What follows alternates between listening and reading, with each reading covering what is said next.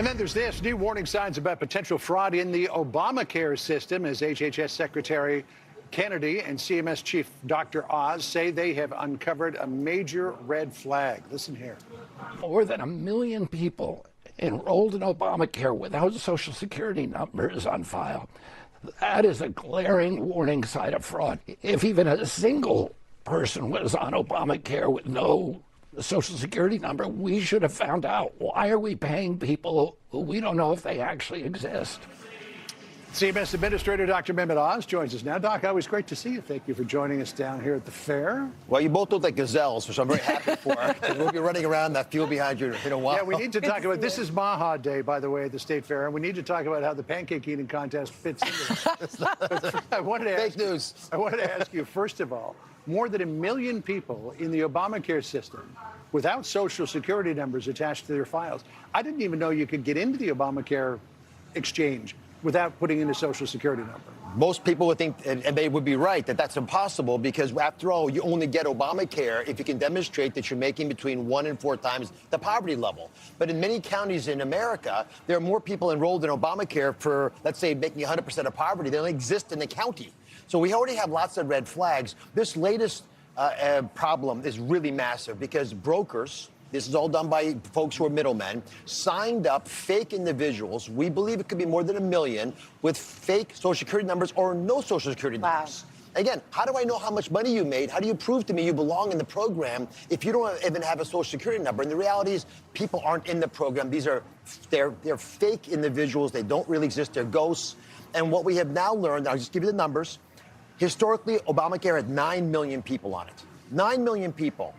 This year, over 23 million people apparently signed up. But of the people who signed up, 40% never used the insurance. Let me ask you a question, John. You have health insurance. Do you use it once a year? Buy a prescription, you go visit a doctor, call somebody? If I don't use it once a day, it's pretty infrequent. Well, in Obamacare right now, 40% of the people ostensibly signed up never use the insurance. So it raises, again, the reality that there are many people who are signed up who are getting paid for but don't believe they have the insurance, don't know they have insurance, didn't want the insurance. And these brokers are able to make a ton of money off the American taxpayer. So, of course, the Democrats are arguing aggressively that any people who leave Obamacare is only happening because of the enhanced premium subsidies that were put in place for a short period of time during COVID by the Democrats. That's not right. The reality is we have a lot of fake people on the policies. We want them off because they don't want the insurance. They're covered elsewhere, or at least they never wanted to be in this program. If they want other ones, it's fine. And we're going to get to the bottom of this. And what Secretary Kennedy announced on this video is really critical. Yeah. 1 million people with fake Social Security numbers, that's an insult to the American people. We're not going to tolerate it. Yeah, you referenced that video. This was what RFK Jr. posted on X on Saturday on those fraudsters. Listen. These fraudsters deliberately pick plans with no premiums. No premiums means no bill. No bill means most people never know that they've been enrolled in a plan that you and I are paying for with our taxpayer dollars. The only people who benefit are the fraudsters. American public is outraged over all of the revelations of these. This isn't just misused, misplaced. This is money outright stolen from the American taxpayer that you all are rooting out. $100 billion is the amount we estimate of healthcare fraud. We had a big announcement last week with Department of Justice with Todd Blanche and Kash Patel and the whole team. I was able to arrest over 400 people just in 2 weeks. But let me put this in perspective for affordability, because that's what this really comes down to. A lot of folks working their tail off now believe that Medicare might not be there for them when their retirement day comes. This beautiful safety net program is at risk.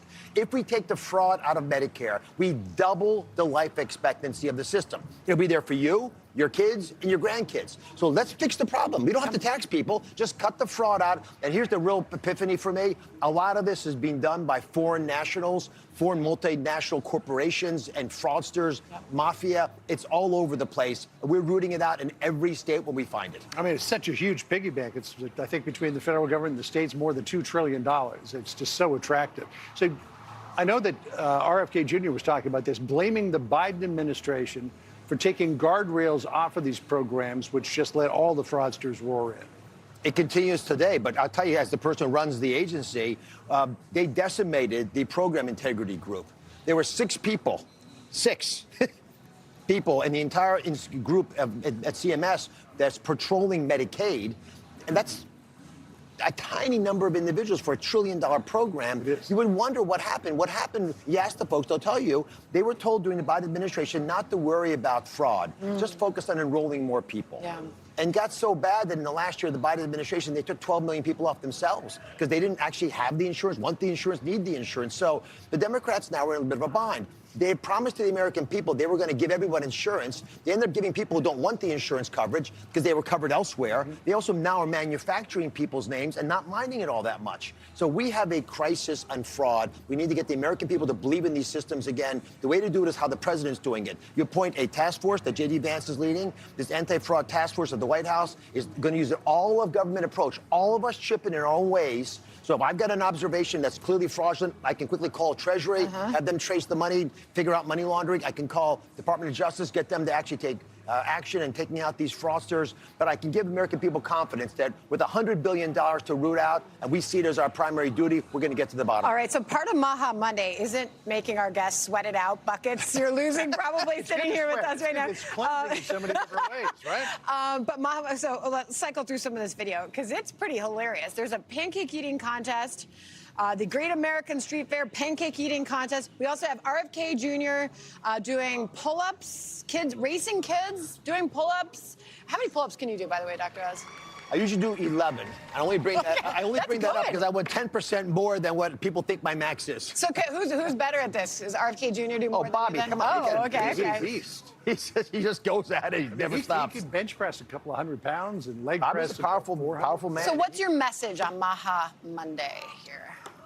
We can save the healthcare system a ton of money and save your lives if you just do some very basic things. We've redesigned the food pyramid in a way that Secretary Kennedy has argued very compellingly, puts it back the way it was supposed to be. Eat real food, food that comes out of the ground looking the way it looks when you eat it. It's a simple message, very affordable, by the way, and that will dramatically change your chance of becoming obese. Obesity is the single biggest driver of health problems in the healthcare system. It leads to hypertension and problems with your kidneys and your liver and all kinds of downstream problems from those issues, all addressable. And here's the big tip, you walk 20 minutes a day. Just that by itself, just by itself, is $100 billion of savings for the healthcare system, and you feel better.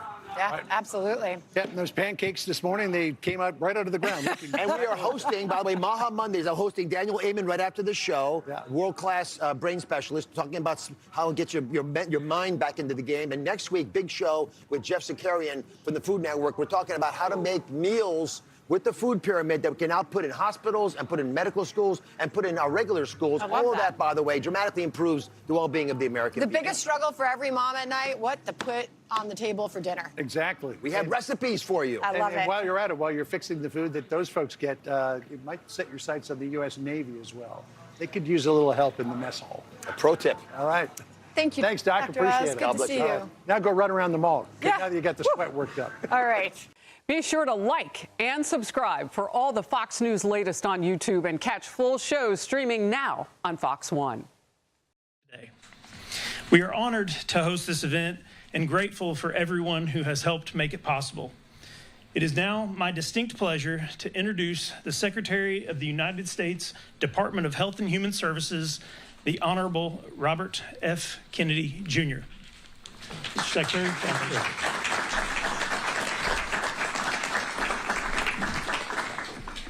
Thank you, Josh, for that introduction, and thank you to Senator Ashley Moody, who's played a key role in this effort, Representative Laurel Lee, Representative Kat Kamek, for your leadership and for standing with us today, both of you.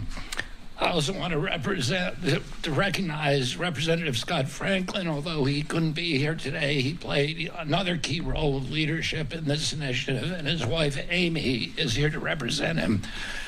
I'm also grateful to Florida Commissioner of Agriculture, Weldon Simpson, Shannon Shepp, the Executive Director of the Florida Department of Citrus, for joining us today.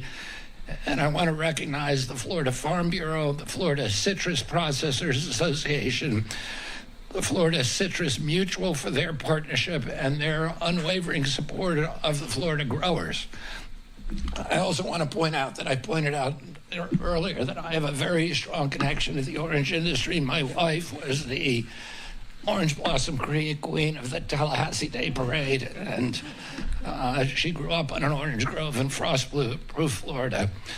So I'm especially excited about today's announcement. I want to thank also my friend and colleague, the Secretary of Agriculture, Brooke Rollins, who I was with in Tampa yesterday. She couldn't be here today because of a prior obligation in Texas. But she played a key role in bringing this to the attention of President Trump at the request of Senator Ashley Moody. And President Trump said, let's get this done. And we have gotten it done. Finally, my thanks to Acting FDA Commissioner Kyle Diamantes,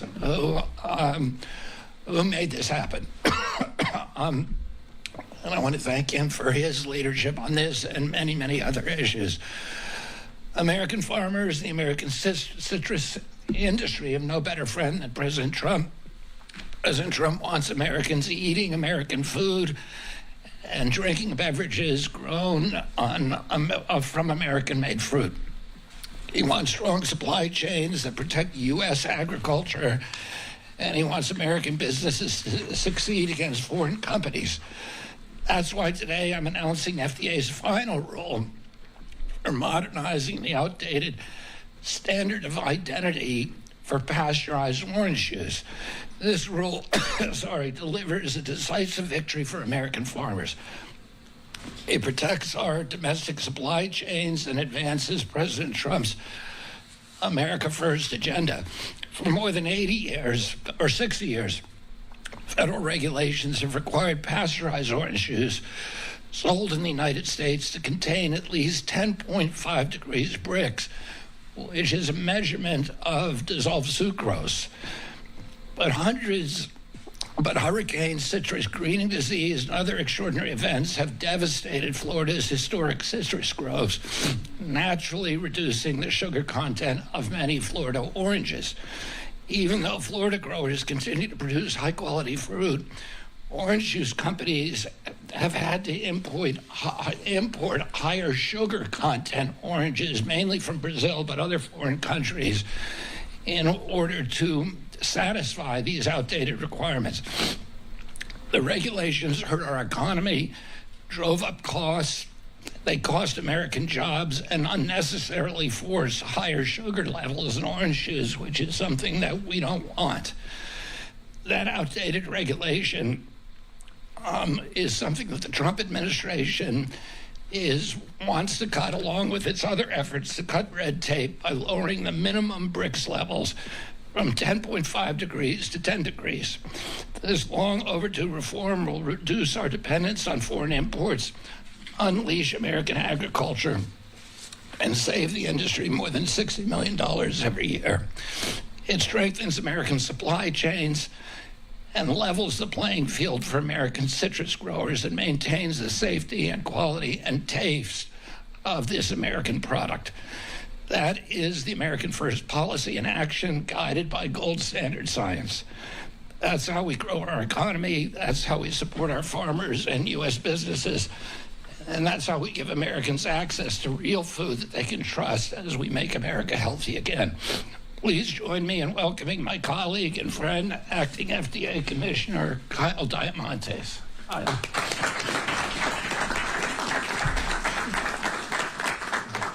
Thank you, Mr. Secretary. Good afternoon, everyone. It's a real honor to be back in my home state of Florida, standing alongside so many dedicated champions for American agriculture.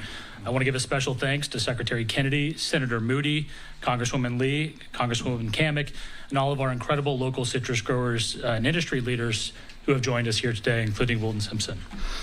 I also want to give a shout out to USDA Secretary Rollins. Again, as Secretary Kennedy mentioned, she could not join us today, but played a very pivotal role in supporting today's initiative. As a native Floridian, being here today is personal for me. Growing up in this great state, I've seen firsthand how vital the citrus industry is to our communities, our culture, and our economy. Florida's citrus industry drives nearly $7 billion in annual economic impact and employs more than 30,000 hardworking Americans. But that number is a fraction of what it once was. For too long, our local growers have faced an uphill battle through no fault of their own.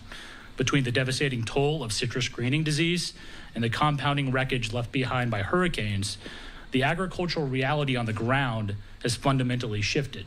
Over time, challenges have naturally lowered the Brix level of our great Florida oranges.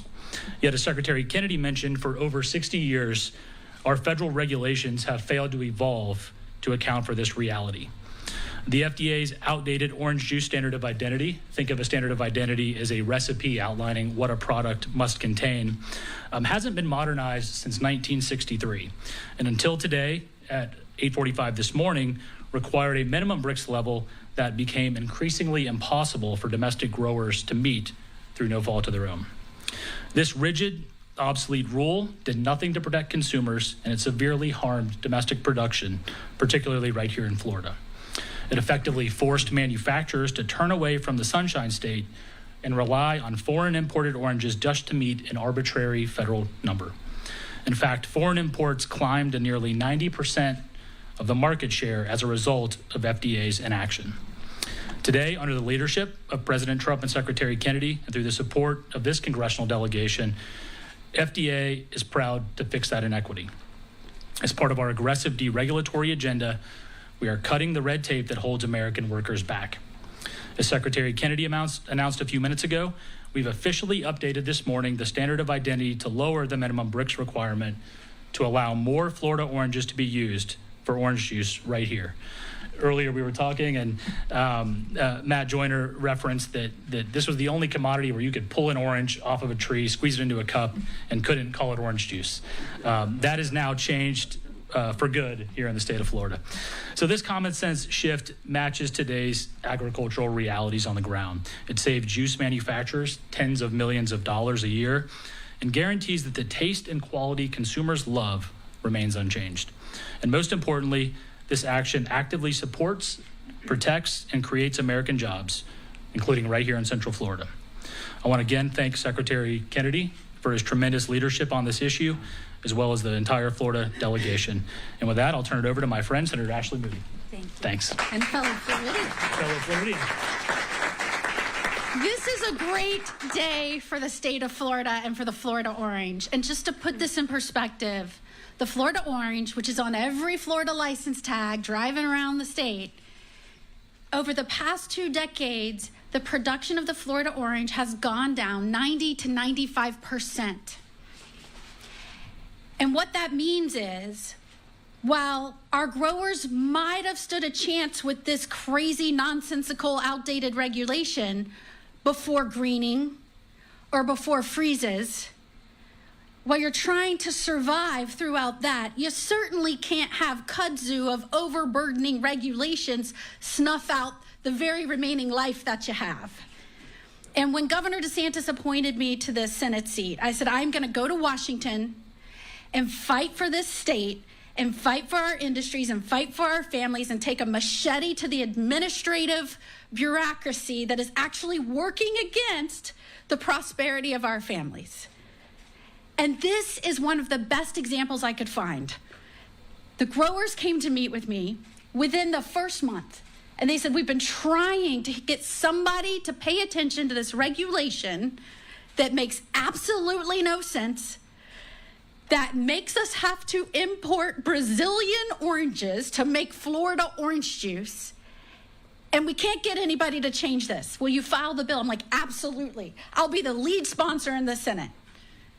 Scott Franklin was the lead in the House. We have these awesome ladies leading the charge. And then I said, this is a bureaucratic problem. I'll fight for this bill. Fine, we can pass a law, but all we need is for this agency to start thinking about Americans first. America growers first. What a novel concept as a country to think of your citizens and your industries first. And when I explained this to the president, it took him 10 seconds to get it and say, we've got to change this rule. And so I'm so grateful to Secretary Kennedy and to Secretary Brooke Rollins, who didn't just sit there and listen and shake their heads and say, we get it. They didn't just start complaining with everybody else and lamenting the state that we found ourselves. They said, this makes no sense. We're going to roll up our sleeves and we're going to change the darn rule, because that's what we can do within our power as an agency for our people, because somewhere along the line, the U.S. government has stopped working for the people. It is a government by and for the people, but we keep forgetting that last part. And so I am so happy to have been a part of leading the Defending Domestic Orange Juice Production Act, but more importantly, getting in there, digging in, working with the agencies.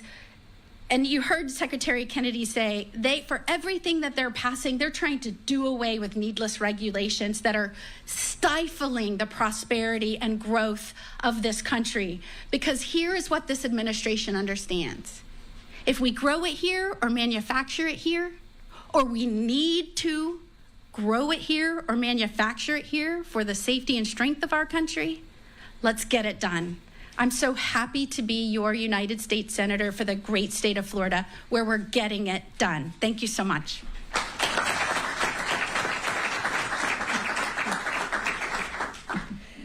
Well, good afternoon, everyone. I'm Laurel Lee, and I am proud to represent Florida's 15th Congressional District, which is where we are here gathered today. I want to begin by thanking Secretary Kennedy for traveling to Florida and for his leadership on this important proposal.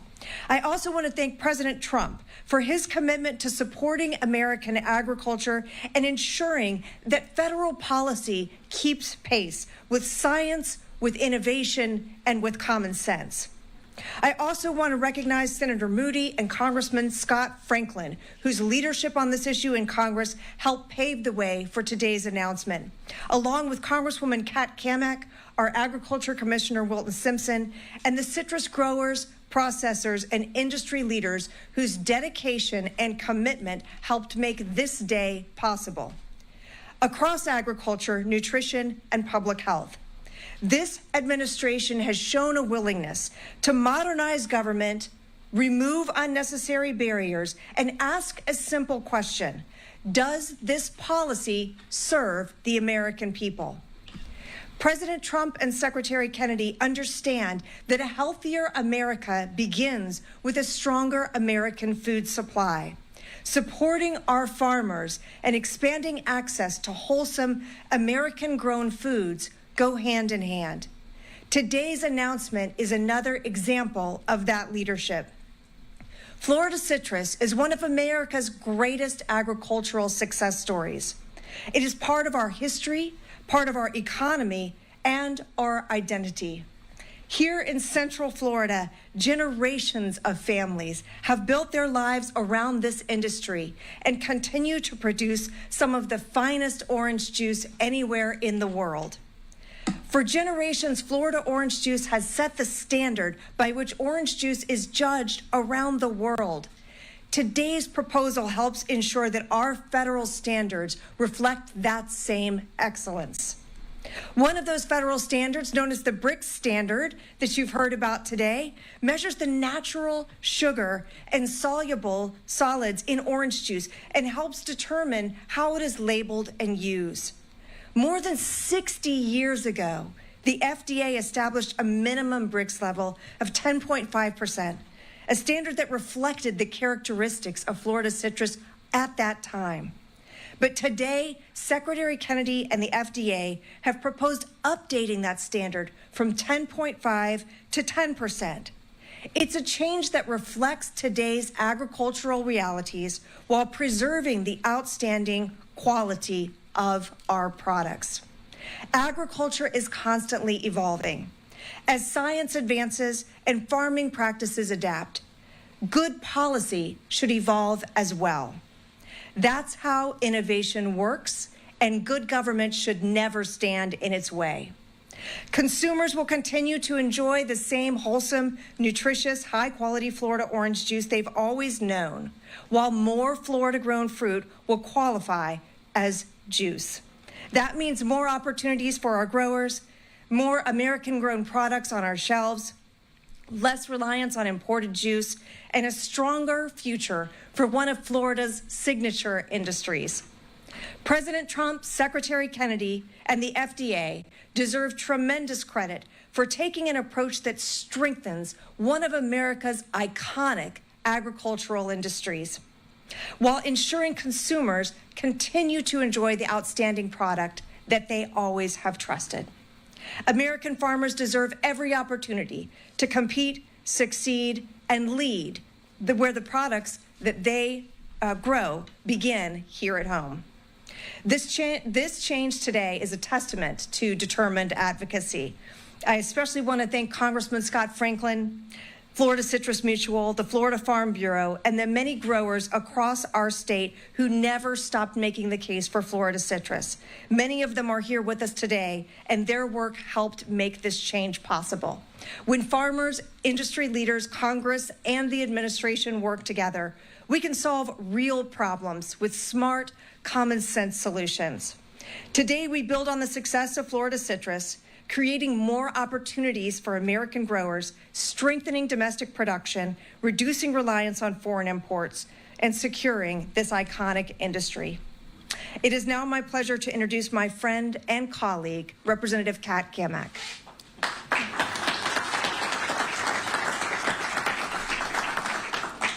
Well, good afternoon. It is such a pleasure to stand here with, and to be candid, titans that have moved mountains. And it may seem like a small thing, but to the family farm that has been operating here in the Sunshine State generation after generation, and they're having conversations around their kitchen table of whether or not they're going to start selling off pieces of the family operation to make it a housing development, which us as Floridians, we are all too aware of, with more than 1,000 people a day moving here. This is massive. This is a mountain, and it is a big difference to those families and all Americans who rely on Florida to feed them. Because the fact remains that every winter, Florida farmers and ranchers feed 193 million Americans. And it is absolutely ludicrous that in the face of a wild government, out of control regulatory regime, input costs through the roof, a number of challenges outside of our control, that we couldn't make this fix happen. But it was through the grit and determination of the people standing behind me, an administration that had vision and people at the top of their mind that made this a reality. So I want to commend Secretary Kennedy and Acting Commissioner Diamantis, as well as President Trump and Secretary of Agriculture Brooke Rollins, for their not just leadership, but their vision. They really do believe in healthy, fresh, and affordable food. This is one more step that they have taken in the line of many that really does execute on the MAHA agenda. And so I couldn't be more proud to stand here as the lone representative for Florida on House Agriculture. For years, we have worked to support the citrus industry, working with these individuals behind me to not only find ways that we can address citrus greening through research and development through the greatest university that the world has ever seen, the University of Florida. Go Gators. Yeah. No matter where you go, there's always a Gator in the room, and y'all know that. Gator Nation is strong, baby. But through the R&D that we have worked to secure and keep going as we work to try to find cures for citrus greening, which here recently there was an announcement through the EPA that new rootstock would be available in order to treat this disease. This is the thing that we have needed to do. Stop importing Brazilian citrus. Put Florida farmers first. This is an outdated regulation that served no purpose. And so it is incredibly encouraging to see just another regulation taken off the books that some unelected, nameless, faceless swamp creature up in Washington really had no clue the impact that it was having. I would also like to highlight that in this farm bill that was passed by the House of Representatives earlier this year, Florida, well, we made out like bandits. And it says volumes of the team that is standing here today who recognizes the importance of Florida when we talk about our food supply, which, as we all know, is national security. This may seem like a small thing, but it is a big thing, not just to the families who produce our citrus, but to the people who consume all around, not just the nation, but the globe. And I want to again thank the incredible Trump administration for their vision, their grit, their work ethic, but all of my amazing partners, from Jeb, being the president of Florida Farm Bureau, my colleagues, Florida Citrus Mutual. Wilton, you've been a titan for Florida agriculture, and I am just so honored and blessed to stand here. You can't imagine the fights that we have had in committee over this and explaining it to people, and even those that want to be opposed to it, they're like, well, yeah, that really doesn't make much sense. So today is a win for so many. Citrus, Florida, farmers, and, well, common sense.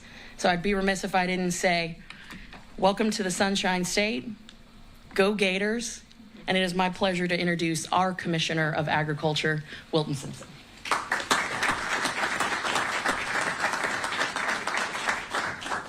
Good afternoon. I'll be brief. I want to thank Secretary Kennedy, President Trump. You know, in Florida, we have worked very, very hard to bring common sense solutions to agriculture, and especially in the last few years. And we've got many tools in our toolbox. One of those tools is our Rural and Family Lands Program, where we buy development rights from farmers so that we know that 50 years from now or 100 years from now, we will still have adequate farmland. When you think about citrus specifically, just in the last 4 years since I've been commissioner, we have provided over $300 million for research and the CRAFT program to help replant citrus trees. We believe that we have bottomed from about 280 million boxes down to about 12 million boxes of fruit. We think we're at the bottom. And now with all the new plantings that are going on, and thank you to our legislature here in the state of Florida for those additional dollars. We also had additional dollars to provide for the manufacturing facilities that we're going to need to put this orange juice in the containers in just a few years, when we're hopefully producing 20 or 25 or 30 million boxes of fruit again. And we want to see this industry continue to thrive. I always normally don't have a lot of good things to say about the federal government because there's not a lot of common sense to it. But what Secretary Kennedy's done, what our senators and representatives have done here is common sense. What they've done is they put the air behind the sails of our farmers here in Florida that have been so resilient to know that if you plant these trees and you provide for those trees for 3 to 4 years and you develop a crop, you'll be able to put it in an orange juice container. So thank you for being here today, and thank you for what you do. Matt. Good afternoon, everyone. I am, as mentioned, Matt Joyner, the Executive Vice President and CEO of Florida Citrus Mutual. It's a pleasure to be with y'all today. We are the state's largest trade organization dedicated to the well-being of the Florida citrus grower and also to sustaining Florida's iconic citrus industry. Secretary Kennedy, Acting Commissioner Diamantis, it's an honor to welcome you to Florida. We appreciate you being here. Thank you for your leadership on this critical and important issue. I also want to thank Senator Moody, Congresswoman Lee, and Congresswoman Kammick for your leadership and support of the Florida citrus industry. And while Congressman Franklin couldn't join us today, I do want to thank him because he was the original sponsor in the House of the Defending Domestic Orange Juice Production Act back in 2023 when we started this battle. And so we are grateful for his leadership in championing this issue as well. Nearly 4 years ago, Florida Citrus Mutual, the Florida Citrus Processors, the Florida Department of Citrus filed a citizens petition to modernize the standard identity for pasteurized orange juice, and we're pleased to see that effort come to fruition today. Growers have faced tremendous challenges over the last 2 decades, from citrus greening to adverse weather that has impacted our production and really put this industry at a critical point. Lowering the BRICS requirement, this small tweak to an outdated regulation, can have an outsized impact on an industry that is regaining its footing, has struggled for years, and is ready to once again truly blossom. And so I can't overstate the importance and our thankfulness for the strong support that we've received from our congressional leaders, from the Trump administration, Secretary Kennedy, and others to make this happen. It's been a long time coming, and we're grateful that we're finally here. So thank you. And with that, I'll introduce my friend, Jeb Smith, the president of the Florida Farm Bureau. Well, good afternoon to all, and I am batting cleanup, but I can tell you what, a lot of home runs have already been hit this afternoon, that's for sure. But on behalf of the 132,000 member families of the Florida Farm Bureau Federation, I want to thank all of you for your support and commitment to Florida agriculture. You know, I want to begin by thanking Secretary Kennedy. and Acting Commissioner Diamantis, Senator Ashley Moody, Congresswoman Kat Kammack, Congresswoman Laurel Lee, and Congressman Scott Franklin, as well as the Trump administration for recognizing an issue that Florida citrus growers have been raising for years and moving to address it with urgency needed. For too long, outdated regulations, which you've already heard this afternoon, have failed to reflect the realities facing Florida citrus. Citrus greening has changed our industries in ways no one could ever have imagined when many of these standards were written decades ago. Updating the minimum BRIC standard is about modernizing regulations so they reflect today's science and today's growing conditions. This common sense change allows processors to rely more heavily on Florida-grown oranges instead of being forced to blend with imported juice simply to satisfy an outdated regulatory requirement. That's good for our growers. That's good for our processors. That's good for American agriculture. And that is good for our consumers who want to support Florida citrus and partake of an iconic, delicious beverage derived under the Florida sun. Secretary Kennedy has challenged our country to make America healthy again. Florida Farm Bureau shares the belief that healthy Americans begin with a strong American agricultural system. That means ensuring families have access to fresh, wholesome, nutritious foods grown by hardworking American farmers. Supporting domestic citrus production is an important part of that mission. And today's announcement demonstrates that supporting agriculture and promoting healthier choices can go hand in hand. I especially want to recognize Senator Ashley Moody. Since having arrived in the Senate, she has made this issue a priority, understanding that seemingly small regulatory changes can have an enormous impact on Florida farm families. Her leadership, your leadership, has been persistent, and the willingness to work directly with FDA have helped us bring us to this moment. I'd also like to thank you, Amy, for being here. What a blessing it is. This congressman, please deliver our gratitude to him, who has been a tireless champion for Florida citrus and consistently elevated this issue in Congress. His partnership and commitment to reducing unnecessary regulatory burdens for all of our growers have been invaluable. Thank y'all as well, the Congresswoman. Thank you to everybody who helped make this day possible, and thank you for your continued commitment to Florida Ag Citrus, the hardworking families who produced one of Florida's most iconic products. May God bless Florida agriculture, our Florida farmers and ranchers, and may God bless America. Thank you.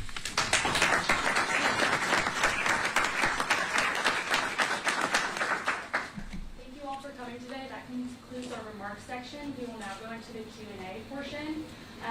Just give us 1 moment to get our mics ready. Conrad in the back will be handing around mics, and I will call on you. Make sure that when you have your hand up and you're called on, that you say your full name, outlet, and that your question is related to the topic of today's press conference. So we have Gary.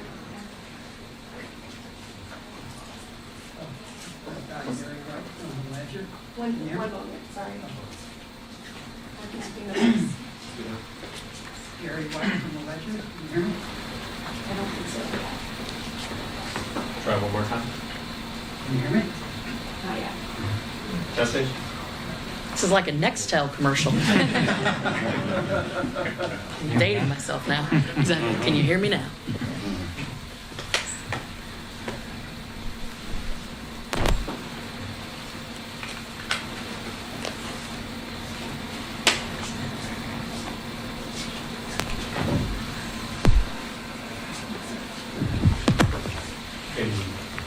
This one works. Here we go. Okay. That's the record. All right. Let's try that again. Can you hear me now? Yes. Gary White from the Ledger. I have 2 questions. You've mentioned the congressional bill and also FTA rules. So which is it that is resulting in this change?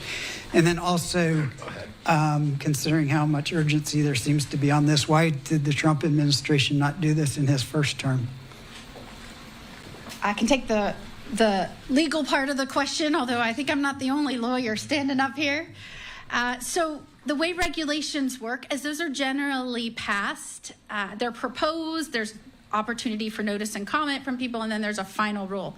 So what we're talking about today is the final rule announcement, in which they're shifting the standard, the BRIC standard, from 10.5 to 10, and that just lowers the sugar content requirement to be identified as orange juice for orange juice production. It's a very slight change, no difference in taste or nutrition, but it certainly helps in us allowing us to use Florida oranges.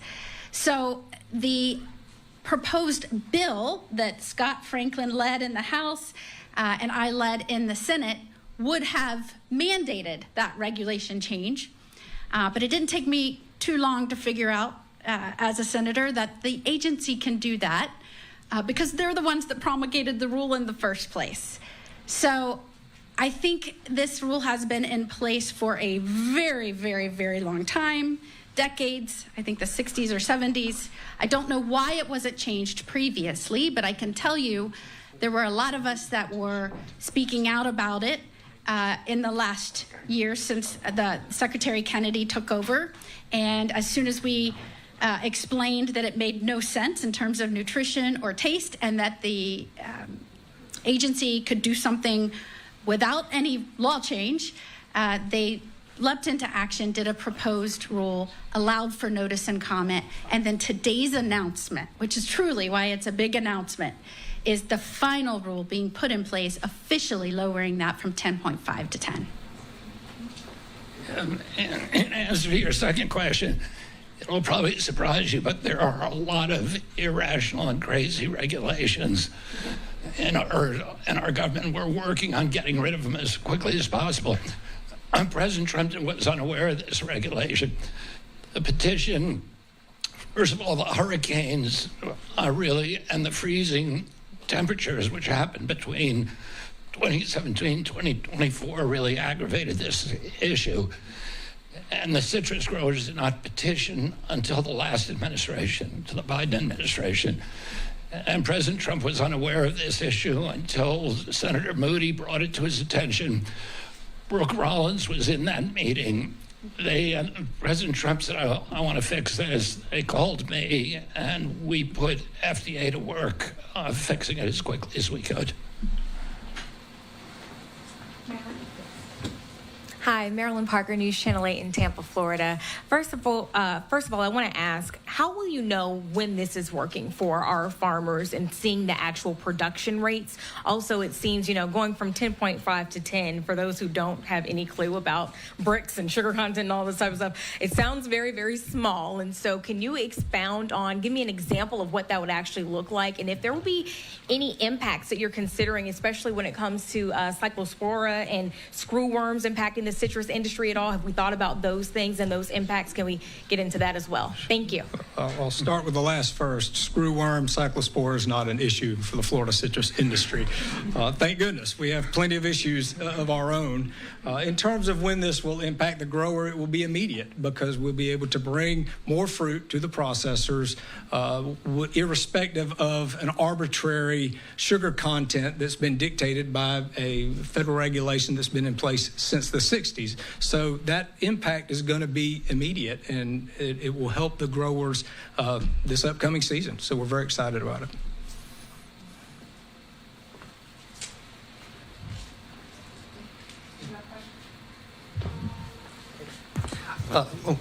Louis Slovia with the Business Observer. Can you quantify what the change will be? I mean, how many more boxes are we talking about? And when you say immediate, how immediate is immediate?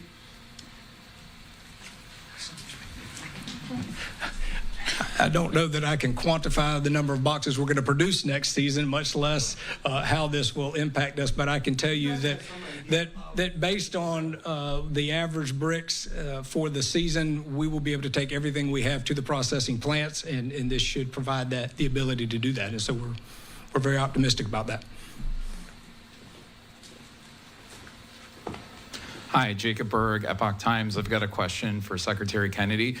So one of the main contributing factors, aside from the hurricanes and the freezes, on both the decline of the Florida orange industry and the subsequent lower sugar content in the oranges, has been from, as was pointed out early on in the press conference, citrus greening, which is caused by the invasive Asian citrus psyllid.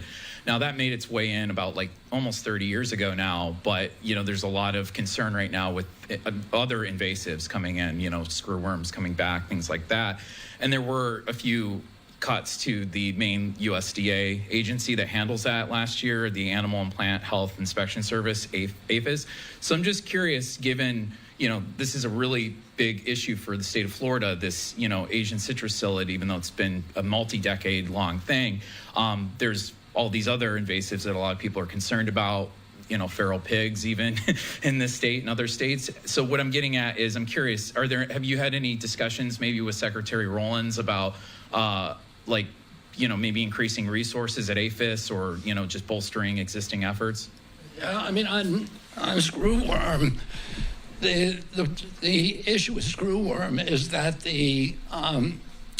that breeding programs for the screwworm predator were discontinued, and that the Central American governments did not have their own programs. So there was, although we eliminated screwworm back in the 1960s, 70s, and 80s from the United States and Mexico, there was reservoirs of it waiting in Central America. Brooke is not here today, but she has dramatically increased the production of those anti-parasitic organisms, so that we are releasing them now all over Texas and all over Mexico, and we're going to continue to do that. Thank you so much for being here today. It was wonderful to have all of you. Good morning, everyone, and welcome to Belmont Manor and Historic Park. My name is Nick Munihan, and I have the pleasure of serving as Howard County Director of Recreation and Parks. On behalf of Howard County Recreation Parks, thank you for joining us for this special commemoration of the Belmont Report at Belmont, co-hosted by HOCO 250, Health and Human Services, and Office for Human Research Protections. It is a pleasure to host you at one of Howard County's most treasured historic sites. As the stewards of Belmont Manor and Historic Park, we are honored to preserve not only this remarkable building and landscape, but also the extraordinary stories that unfolded here. Today's program is part of Howard County's HOCO 250 initiative commemorating America's 250th anniversary. By uncovering and sharing the people, places, and events that shaped our nation's history, while many know Belmont as a beautiful historic estate, far fewer realize this site played a pivotal role in the development of modern research ethics. It is a story that deserves to be told and remembered. Historic preservation is about much more than maintaining buildings. It is about preserving the ideas, conversations, and moments that influenced our communities and our country. By sharing these stories, we create opportunities to learn from the past, celebrate progress, and inspire future generations. Before we continue, I'd like to recognize someone whose vision and dedication helped bring today's program to life. Kimberly Prime has served in a dual role throughout this effort. As chair of the HOCO 250 committee, she spearheaded the planning and coordination of this commemorative event, bringing together local and federal partners to this remarkable story. At the same time, she's also the superintendent here at Belmont Manor and Historic Park within Howard County Recreation and Parks. She works each and every day to preserve this historic property and to ensure it continues to serve as a place where history is shared with the public. Kimberly, just my heartfelt thank you for all your efforts.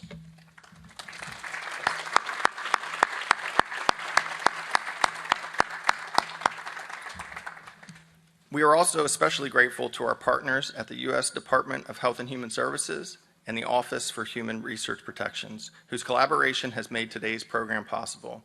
Together, we are ensuring that this remarkable chapter of Howard County's history receives the national recognition it deserves. Please give them a round of applause too, please.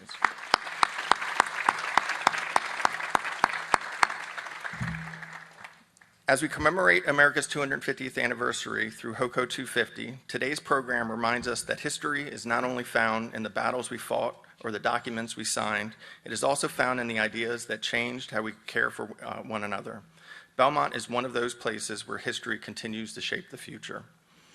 It is now my distinct honor to introduce our next speaker.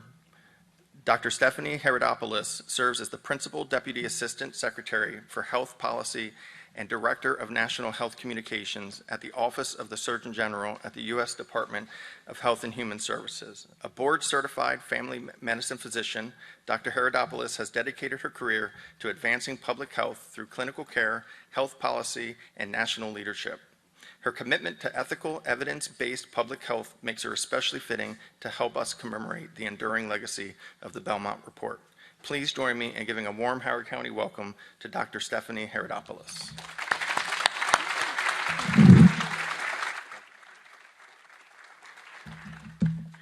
Well, good morning, everyone. What a beautiful setting for us to be at this lovely day, July 12th. We have a fun day for you. As Principal Deputy Assistant Secretary of Health, that is Office of the Assistant Secretary of Health. So it was just an honor to work with one of our program offices, Human Research Protection, to collaborate with Howard County. And when they say HOCO, I thought, is this homecoming? No. But it kind of is a homecoming, really, for the Belmont Report. So I wanted to get into how I feel. I will tell you that I first learned about the Belmont Report as a medical student. I'm not going to tell you how long ago, because it might have been a while. But I was a family medicine physician for 23 years. So I took 12 years to go through school, so you could do the math. But it intrigued me that before the 70s, we didn't have something like this as guiding principles. And it really gives me goosebumps to stand before you at the very place, February 1976, where 11 commissioners came together. Theologians, physicians, ethicists, lawyers, and scientists, and civic leaders all embarked on a 4-day journey retreat and forged the early ideas for what would later become as the world-renowned Belmont Report. And at that time, 1976, I was thinking that was a bicentennial. And here we are celebrating the semi-quincentennial. In 76, I was 4. I had open heart surgery for atrial septal defect. I started life as a patient, and at that point started my North Star in wanting to help others and having the empathy of knowing what it's like to become a patient, which is so important to me, why this report being here really meant something to me today. This is hallowed ground. Who ought to receive the benefits of research and bear its burdens? Those words come directly from the Belmont Report and illustrate the many moral issues and challenges the National Commission considered when identifying the report's 3 basic principles: respect, integrity, justice, and beneficence. There's integrity in there too. That continue to guide protections for human research in the US and worldwide. And you will hear more about these guiding principles during today's panel discussion. And the applications that came from the report, informed consent, and the benefits and risks in selecting the patients. The National Research Act of '74 was signed on this very day by President Nixon 52 years ago. My husband is here today. He's a congressman, Representative Mike Herodopoulos, who is also a U.S. history professor. So this was important for him to be a part of this celebration with you. The unethical U.S. public service study of untreated syphilis in the Negro male of Tuskegee and Macon County, Alabama, 1932 and 1972. Miss Lily Tyson, who represents the Voices for Our Father's Legacy Foundation. On behalf of the U.S. Public Health Service, we deeply regret leading this unethical study for 4 decades and betraying the trust of 625 Black men and their families who endured its profound injustices that were egregious, violations that were unethical, and denial of care. We cannot undo the shame in that chapter of our history, but we can remember it, acknowledge it, and learn from it, and work together to build a better present and future in large part, and that's why we gather here today. So it was charged in this setting in the 1970s that the commission met monthly for almost 4 years. Most deliberations open to the public to create the new ethical framework to ensure that studies like the USPHS untreated syphilis study would never happen again. And the commission ultimately produced 12 reports, the Belmont being the most famous of all of them, and it was cited and revered ever since then. Today, I'm proud to serve as a steward of the Belmont principles and the federal regulations informed by them that are overseen by our team at the Office of the Assistant Secretary of Health, the Office of Human Research Protection, where we have Captain David Wong and Dr. Natalie Klein here today. We also have the head of Office of Research Integrity, Sheila Garrity, in presence. So I wanted to give them shouts out. Today, I'm proud to serve and that steward, but also HHS continues to maintain a steadfast commitment to conducting ethical research and protecting human research participants with a focus of advancing gold standard science and providing meaningful informed consent. Today, the Belmont principles are applied to research across a wide variety of fields, from cancer to substance abuse to mental health, digital technologies, and AI. The principles underscore our engagement in communities and challenge us to continue to put patients and families first. With that, it is such a pleasure now to get to introduce one of the most brilliant men I've ever met in my life, outside of my husband, Dr. Jay Bhattacharya. Not only is the most brilliant, but probably the kindest person you'll ever meet. We'll give you so much time when you want to talk to him. He's my friend and colleague, Dr. Jay, who is the director of the National Institute of Health and also performing the delegable duties of the director of the Centers for Disease Control and Prevention. Please join me in welcoming Dr. Jay Bhattacharya to the podium.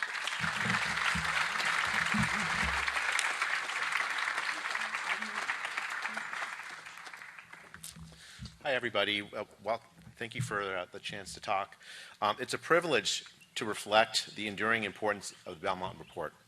It's one of the defining documents in the history of American biomedical research, and one that continues to shape the work of the National Institutes of Health. The Belmont Report reminds us of a simple but profound truth. Scientific excellence and ethical excellence are inseparable. The discoveries that improve health and save lives are possible only because people are willing to place their trust in the research enterprise. That trust is our most precious asset, and we have a responsibility to earn it. The report's three guiding principles, respect for persons, beneficence, and justice, remain as relevant today as they were when they were first articulated. Respect for persons affirms the dignity and autonomy of every person, everyone who volunteers to participate in research, heroes all of them. It reminds us that informed consent is more than just a signature on a page. It's a commitment to honesty, transparency, and partnership with the research subjects. Beneficence challenges us to pursue discovery with both ambition and humility, to maximize the potential benefits of research while minimizing its risks. At the NIH, this principle informs everything we do, from study design and peer review to oversight and participant protections. Our pursuit of innovation must always be matched by our commitment to conducting research that improves the well-being of research subjects. Finally, justice calls on us to ensure that the opportunities and benefits of research are shared broadly. Biomedical research is strongest when it advances, improve the health of all people. Relatedly, we must never take advantage of the vulnerable in pursuit of scientific knowledge. The COVID-19 pandemic underscored the enduring wisdom of the Belmont Report. During a public health emergency, The pressure to move quickly is immense, and rightly so. Yet, the pandemic reminded us that urgency cannot come at the expense of ethics. Public trust in science depends not only on the speed of discovery, but also on the confidence that research is conducted with integrity, transparency, and respect for every participant. The lessons of COVID-19 reinforce that the Belmont principles are not obstacles to scientific progress, but are the very conditions that make lasting progress possible. COVID-19 also taught us another important lesson. Science advances through rigorous evidence, open inquiry, and a willingness to question our assumptions in light of new data. At times of uncertainty, reasonable scientists may disagree. That process of respectful debate is not weakness in science. It's one of its greatest strengths. The Belmont Report reminds us that that respect extends beyond our interactions with research subjects. It also shapes the culture of science itself. Respect for persons calls on us to listen carefully to those we serve. Beneficence calls on us to remain focused on improving health through the best available evidence. And justice calls on us to ensure that all people, all communities, have both a voice in research and an opportunity to benefit from its discoveries. By fostering transparency, intellectual humility, and open scientific dialogue, we strengthen both our science and the public trust upon which it depends. The scientific landscape has changed so much since the Belmont Report. Today, we're exploring the frontiers of genomics, artificial intelligence, advanced therapeutics, and data science. There are advances such as the cure for sickle cell anemia that look to me like science fiction. Those advances have come because of respect for persons in the conduct of research. And the obligation that we have is to make sure that those advances are available to as broad a set of people as possible. The Belmont Report doesn't provide every answer, but it gives us the framework to ask the right questions and to meet new challenges with integrity. The NIH has long been entrusted with advancing science that improves health and extends life. That mission depends not only on scientific ingenuity, but also on the confidence of the American people. The Belmont Report reminds us that public trust is earned through respect, accountability, and an unwavering commitment to ethical conduct. As we look forward to the future, the NIH's commitment to the principles of the Belmont Report remains steadfast. They're not simply a part of our history, which was mixed in some ways, but they're essential to our future. They ensure us that as science advances, our values advance with it, and that every discovery reflects our deepest commitment to the people we are privileged to serve. We must not lose our souls as we advance our scientific knowledge. Thank you so much.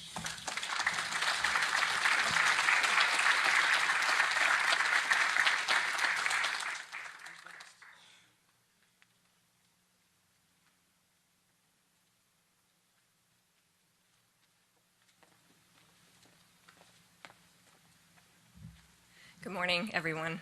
It's my great privilege to introduce to you our keynote speaker today, Ms. Lily Tyson Head, the founding president of Voices for Our Fathers Legacy Foundation. Ms. Head, if you could join me here at the podium.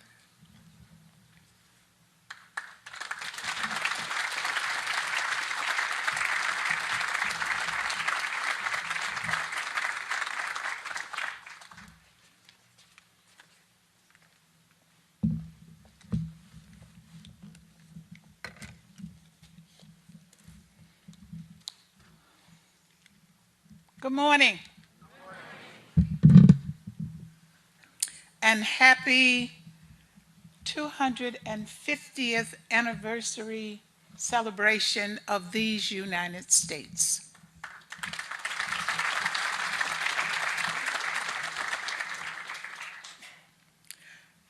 Thank all of you for your presence here on this Sunday morning, on these hollow grounds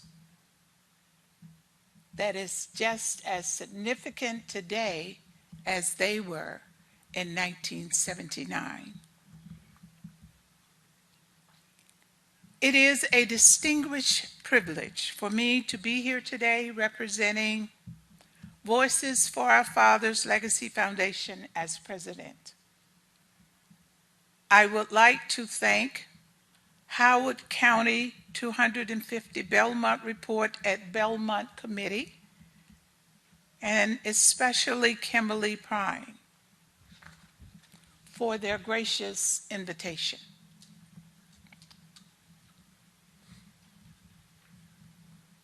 To map a dark disease, science bartered human lives and allowed healing hands to withdraw from those in need. Today, this history stands as a warning that medical progress is a hollow gain unless it protects human rights and honors community trust. These words remind us of the United States Public Health Service study of untreated syphilis in the Negro male at Tuskegee and Macon County, Alabama from 1932 to 1972. The ultimate betrayal that forced our nation to re-examine its medical conscience and ultimately draft the Belmont Report. To understand why the Belmont Report came about and why it was necessary, we have to look back at how we got here. For 40 years, from 1932 to 72, the U.S. Public Health Service conducted what is officially now called the United States Public Health Service study of untreated syphilis in the Negro male at Tuskegee and Macon County, Alabama, rather than Tuskegee Syphilis Study, a title that was erroneous and misleading. Let us be perfectly clear and honest about the facts. This was not a clinical study gone wrong. It was a deliberate, state-sponsored deception. 625 African American men in rural Macon County, Alabama. My father, Freddie Lee Tyson, and great uncle Rufus Neal, and cousins Reuben Neal and Ed Chisholm were among the men recruited under the semblance of receiving free health treatment for an ailment called bad blood. Bad blood was a phrase used to describe various physical ailments. These men were lied to, deceived, and denied. They were given placebo, line tested with painful spinal taps, told to be cures, and actively blocked from receiving treatment of penicillin, even after 1947, when penicillin became the definitive, easily accessible cure for syphilis. Researchers and doctors intentionally withheld it. They did this so they could track the disease until the men died and their bodies could be autopsied. When Peter Buxton, the whistleblower, told the story to Jean Heller, an investigative reporter at Associated Press, this atrocity was revealed and ended in 1972. The American public grasped. But for the African American communities, it solidified terrifying truth that medical establishment could view your body as a means to an end rather than a human being worthy of life, dignity, and care. When the truth came to light in July of 1972, by way of local newspapers, television news, and later African American magazines, the men and their families learned and were shocked, learning that they were and their loved ones had been unwitting participants in this egregious study was absolutely devastating. The trauma was immediate and overwhelming. We felt shame that was never ours to carry. Our emotions swung from disbelief to fury as we learned what had been done to these much-loved men, our fathers, our grandfathers, our uncles, cousins, neighbors, church members, and pillars of our community. To understand where we are today and why we are here, we must first remember how we arrived here. For 40 years, from 1932 to 72, the U.S. Public Service was conducting a study of untreated syphilis in the Negro male. All of these men came from rural Alabama. At the time, they were poor farmers, sharecroppers, less educated, lacked proper health care, and lived in an economically impoverished area. When promised that they had an opportunity to receive medical care for their ailment, bad blood, these men believed and they trusted. They unknowingly became subjects without consent, without treatment, and without dignity.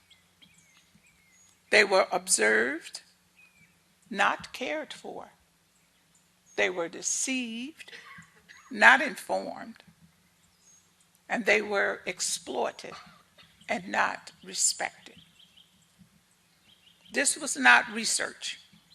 It was exploitation rooted in racist and pseudoscientific beliefs that claimed African Americans were subhuman, felt less pain, and lacked the capacity for ethical reasoning. This was a devastating lie used to justify decades of medical cruelty under the guise of scientific progress.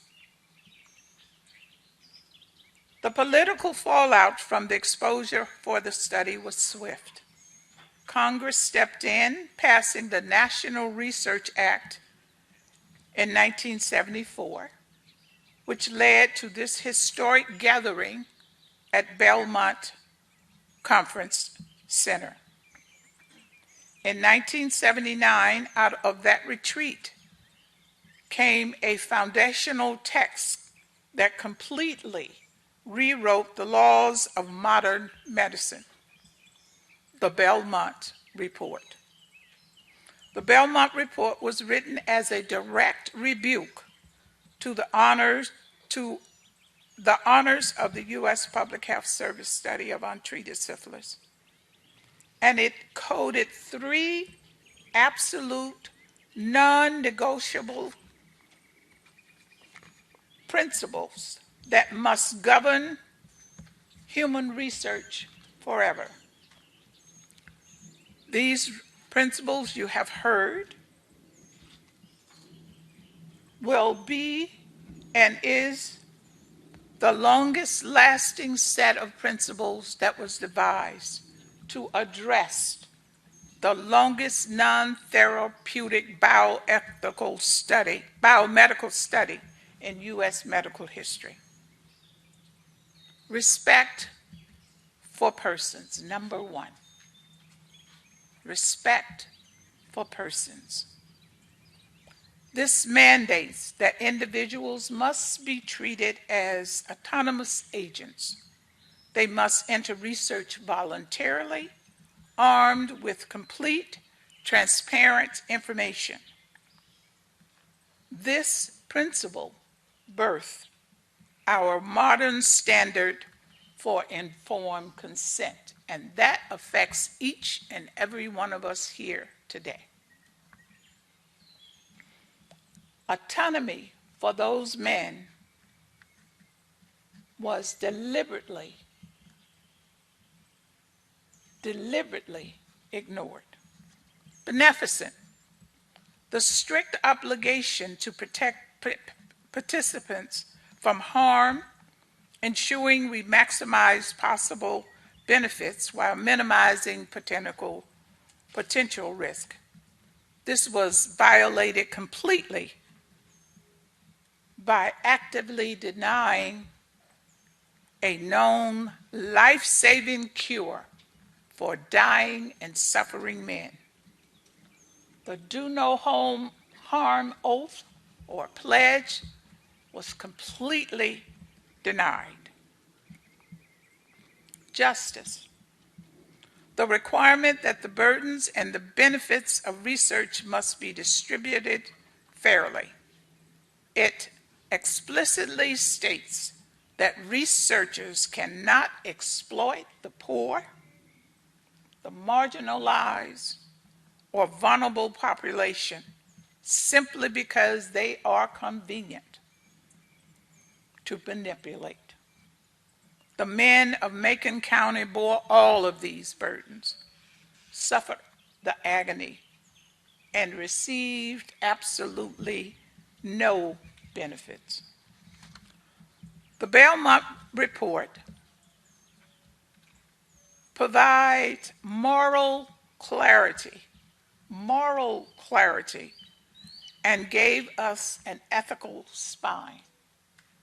It legally institutionalized institutional review boards, IRBs, to protect human subjects.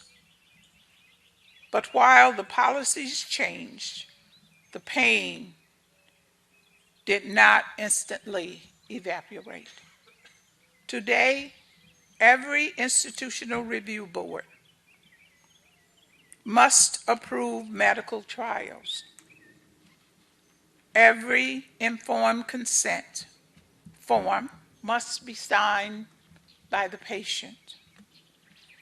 And every ethical guardrail in modern research exists because the Belmont Report was created to answer inhumane cruelty.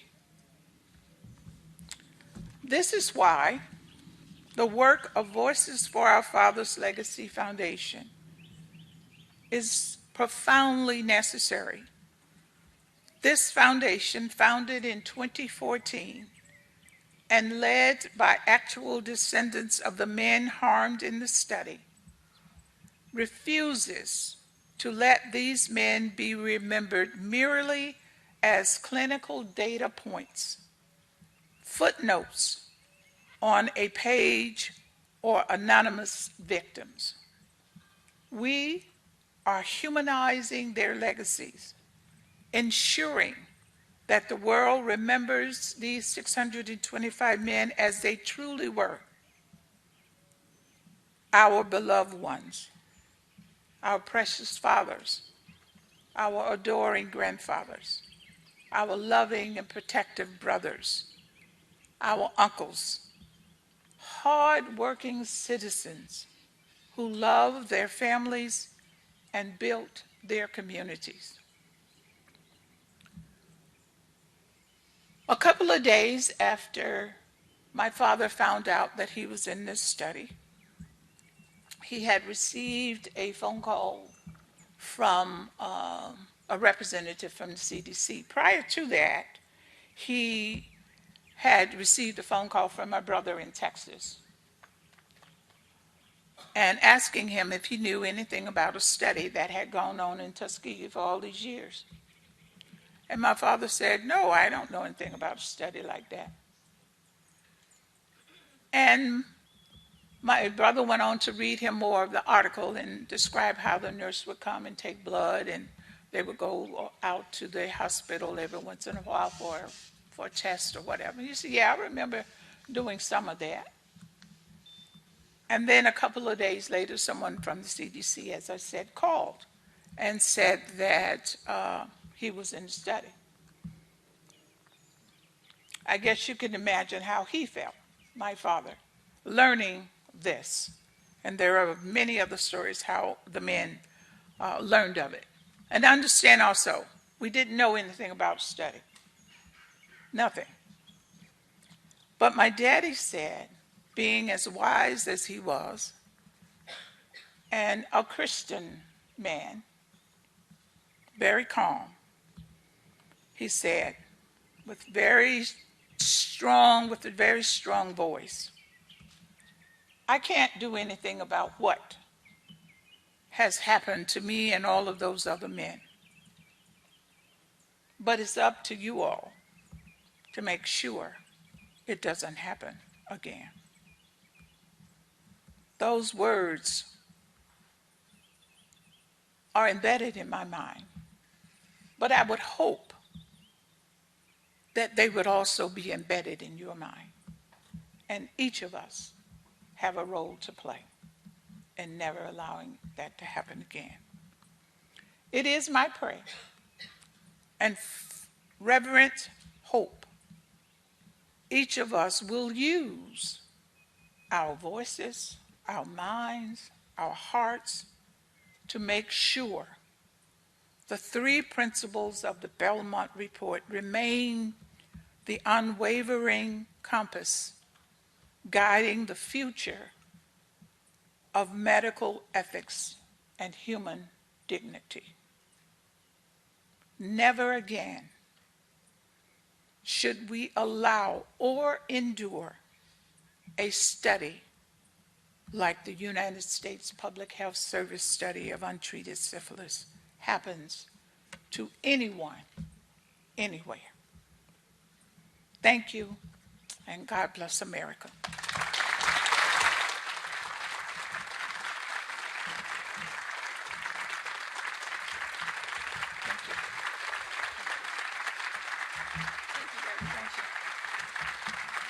Thank you.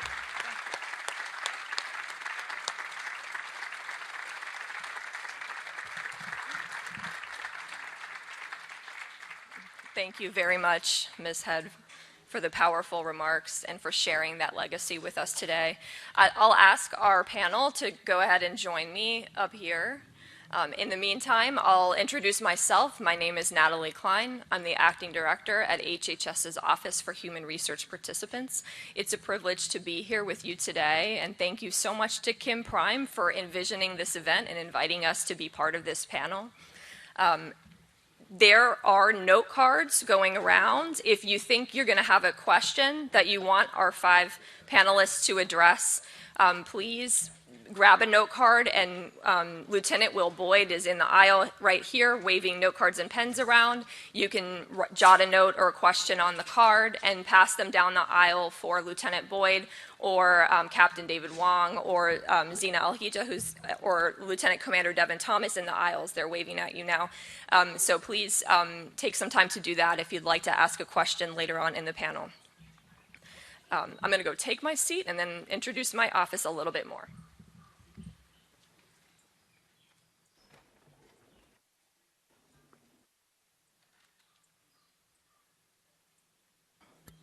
Okay, does everyone hear? Okay, these are push to talk for the panelists here. So the Office for Human Research Protections is the regulatory authority for the regulations that were established to protect the rights and the well-being of the individuals who participate in HHS-supported or conducted research. It's a privilege to be in a role like this. I know many people in the audience today have dedicated their careers to advancing ethical research and to looking out for the best interests of the participants of that research. I am joined by several experts. I'm going to have them introduce themselves, starting with you, Dr. Laura Broche. Good morning, and thank you very much for this invitation. It is so meaningful. I'm Laura Broche. I am I'm the interim vice president for research at the Uniformed Services University, and if you haven't heard of it, it's the Department of Defense/War. Their service academy that trains physicians, graduate nurses, dentists, and allied health science personnel. I served in the Army for 26 years as an Army nurse scientist, and ended my career on active duty assigned to Fort Detrick, Maryland. There are many people here from the Department of Defense. Can you raise your hands just to show how, thank you, that we are an active part of this community and really appreciate this opportunity. My work has primarily been in trauma research ethics and conducting research with military personnel, often thought to be a type of vulnerable population. So I'm thrilled to be here today and discuss how these foundational principles have really permeated everything we do. Thank you. Professor John Mark Hirschong. Good morning, everybody. Can you hear me? No. Turn it off. There we go. Can you hear me now? Okay, but I can use my outside voice of it. Here you go. Can you hear me now? There we go. Yeah, great. Thank you. So first of all, thank you to the organizers for this very important event today. I feel very honored to be up here representing kind of the nuts and bolts. I'm the IRB chair at the University of Maryland, Baltimore. I've been with the IRB for 25 years. I started medical school 40 years ago, so I've been in medicine either as a student, a trainee, or teacher, or professor for many years. And it's very important that we're here today to discuss this because we are doomed to repeat the past if we don't learn from it. And so it's very important that we, as a group, have come together, and I really, again, thank the organizers for this wonderful event. By way of background, I'm trained in both emergency medicine, so my clinical practice is taking care of patients when they come in, often on the worst day of their life. I'm also trained in preventive medicine, looking at public health and looking at how do I prevent the worst day of their life. And then finally, I have a PhD in epidemiology because I want to study and do research. But to do research well, I want to make sure I do it ethically. I want to make sure other people do that research ethically as well. So I bring a number of different perspectives, but I'm a practicing clinician. I still work clinically. I'm still the IRB chair. And these are, I think, very important things to discuss as we look at how best to implement the guiding principles from the Belmont Report. Dr. Ivy Tillman. Good morning. Can you hear me? No? Okay. Can you hear me now? All righty. Can you hear me now? Yes. Okay. I am Dr. Ivy Tillman, and I am the executive director of a nonprofit organization called PRIMER, or Public Responsibility in Medicine and Research. And we exist to advance the highest ethical standards in research. And we do that through supporting and educating the individuals that Ms. Head mentioned, the IRBs, the IRB professionals, research ethics professionals, and oversight professionals. My background in research began over 25 years ago in pediatric sickle cell research. And working with our patients and our families really inspired me to learn more about the framework and the principles that undergirded what I was doing every day. So I was responsible for informed consent and having those conversations with patients and their families and understanding, honestly, where we could do a better job I then went into the IRB office and began training IRB professionals and IRB reviewers, and I then oversaw IRB offices. And so my background, I have a doctorate in, does it work now? In education, but my passion is community engagement and in ensuring that American citizens in our community understand the protections that are available and that are there for them in research. Thank you. Dr. Molly Clote. Hi, good morning. Nope, not me either. Good morning. I'm Dr. Molly Clote. I'm a physician by training, a retired Army colonel, and the former director of the Office for Human Research Protections. I've spent most of my career working at that intersection between medical research, federal policy, and where, you know, real people come together when those two meet. I've chaired institutional review boards. I've reviewed research programs across really large health systems and worked to help researchers, institutions, and communities to understand what these principles mean and to then put them into the policies at their institutions. What brings me to this conversation today, and I'm so grateful to have been included, is the deep respect for the enduring Belmont Report, but also the belief that we can't treat it like a museum piece. As Dr. Bhattacharya said, you know, research has changed, and the application of the Belmont Report has to change with that.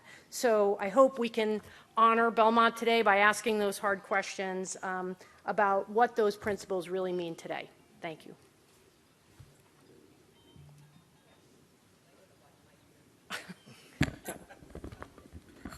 Can this one be live? Oh, thank you. Mr. Ted Nicholas, I think we're having a couple, we have like two working microphones. Ted's working. Okay, it's working.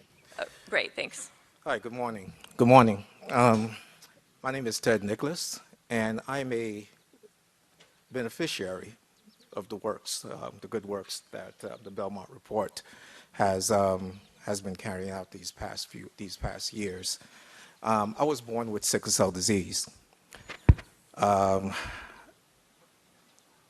It's a little difficult to kind of make you understand exactly how my life was. If you ever seen a baby in pain, if you ever seen a person in pain, it's disheartening and difficult thing to watch. My parents were at their wits' end. They had no idea what was going on with me. I wasn't born in the United States. I was born in the West Indies, the island of Haiti. And it took years, 6, maybe 8 years before they can figure out, before they were able to get a doctor from the States to explain to them what was going on with me. And in hearing that news, that was also disheartening, because what they heard was my death was imminent. At 5, they actually thought I would die one night. By the time they found out what I've had milestones, 10, 15. Each one of those, they were expecting something to go wrong. Schooling was difficult, so they schooled me how they could at home, and sometimes couldn't go to school because I was rolling around in the fetal position in pain, and they just did not know how to help me. And as I got older, sickle cell kind of gave me a little bit of a break. When I say a break, from weekly crises to maybe one a month, maybe every 2 months.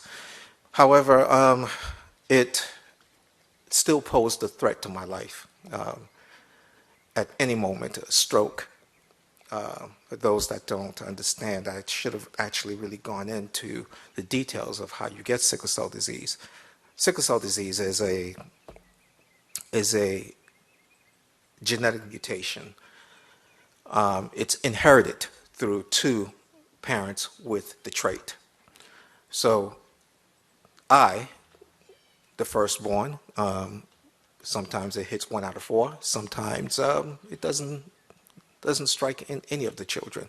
But this disease is mainly stricken. It strickens only the minority population. 90% of black men, women, and about 5%, I believe, in the world of Hispanic, and other percentages throughout the world.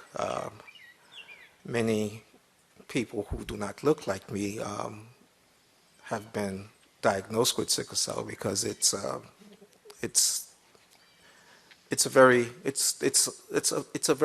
blimp on the radar.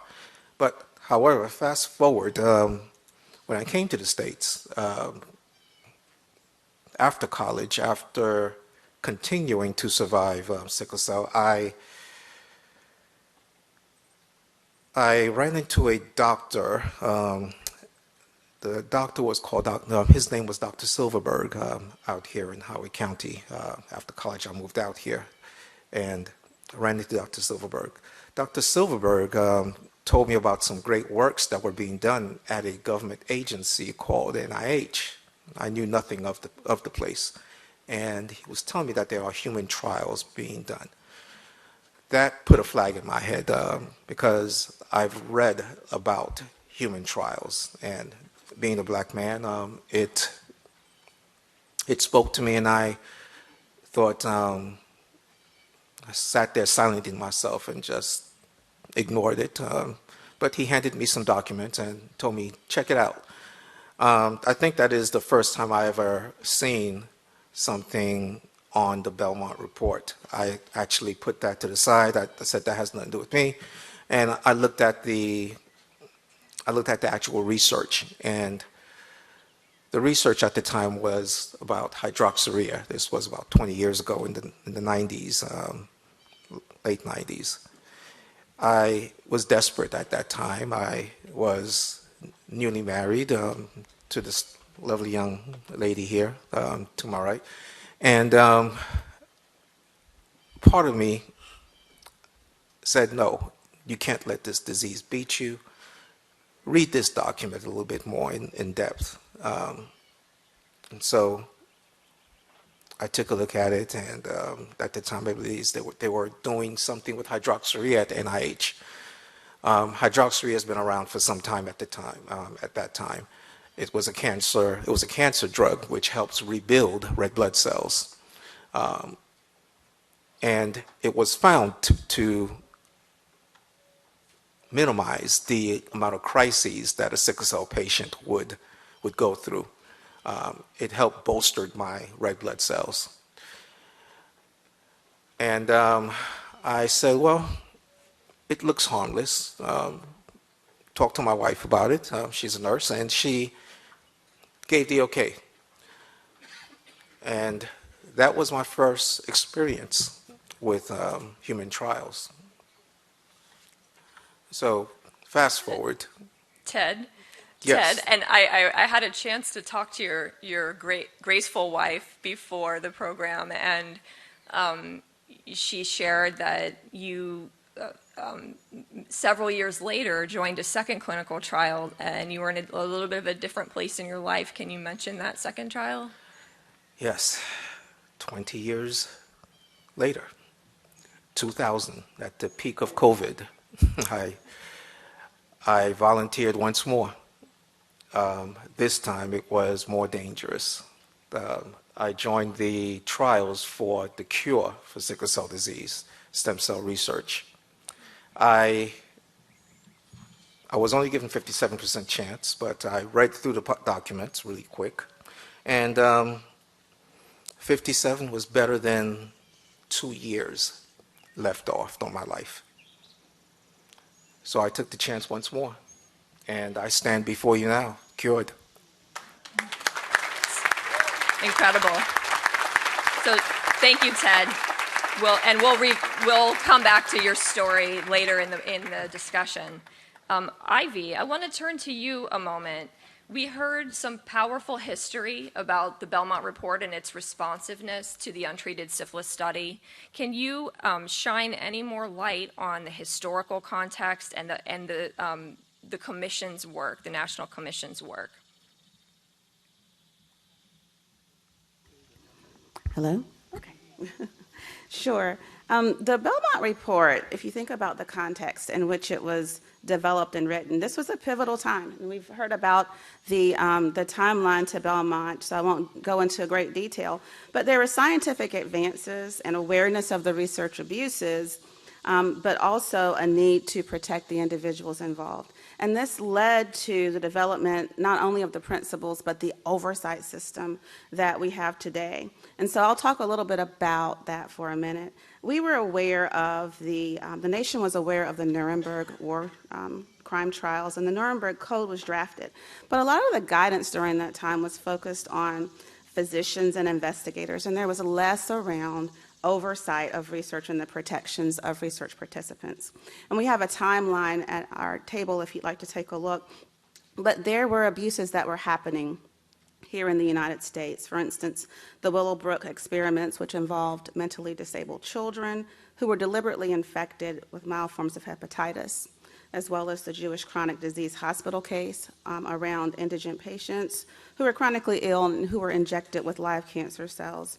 And there was an article in 1966, for those who've not read it, from Beecher, around 22 published U.S. studies that showed that there were serious ethical flaws happening here in the United States. And Ms. Head brought us to really understand or reminded us that the U.S. Public Health Service study of untreated syphilis in the Negro male is the catalyst and the reason that we have the Belmont Report today. And so the question is, how can we advance research or scientific progress while protecting the people who participate? The National Commission came from that 1974 National Research Act, and they were charged with two very important subjects. They were to address the boundaries between research and practice, the history tells us that, and to also develop those principles that you've heard about. The commission was unique, and if you've not had a chance, I encourage you to look at the commission's videos. They're on the OHRP website. Read the transcripts to understand the context and hear from some of the commissioners and the staff themselves. But this was a congressional mandate, so Congress responded. And I think that's really important for us to know that Congress responded, and as they said, this commission had teeth. They had to do something, and it had to be put into regulations. The commission was unique in that, listening to some of the commissioners, it was really clear that they were seeing this as an act of public service, and they spent years making sure that we had these principles and the regulations.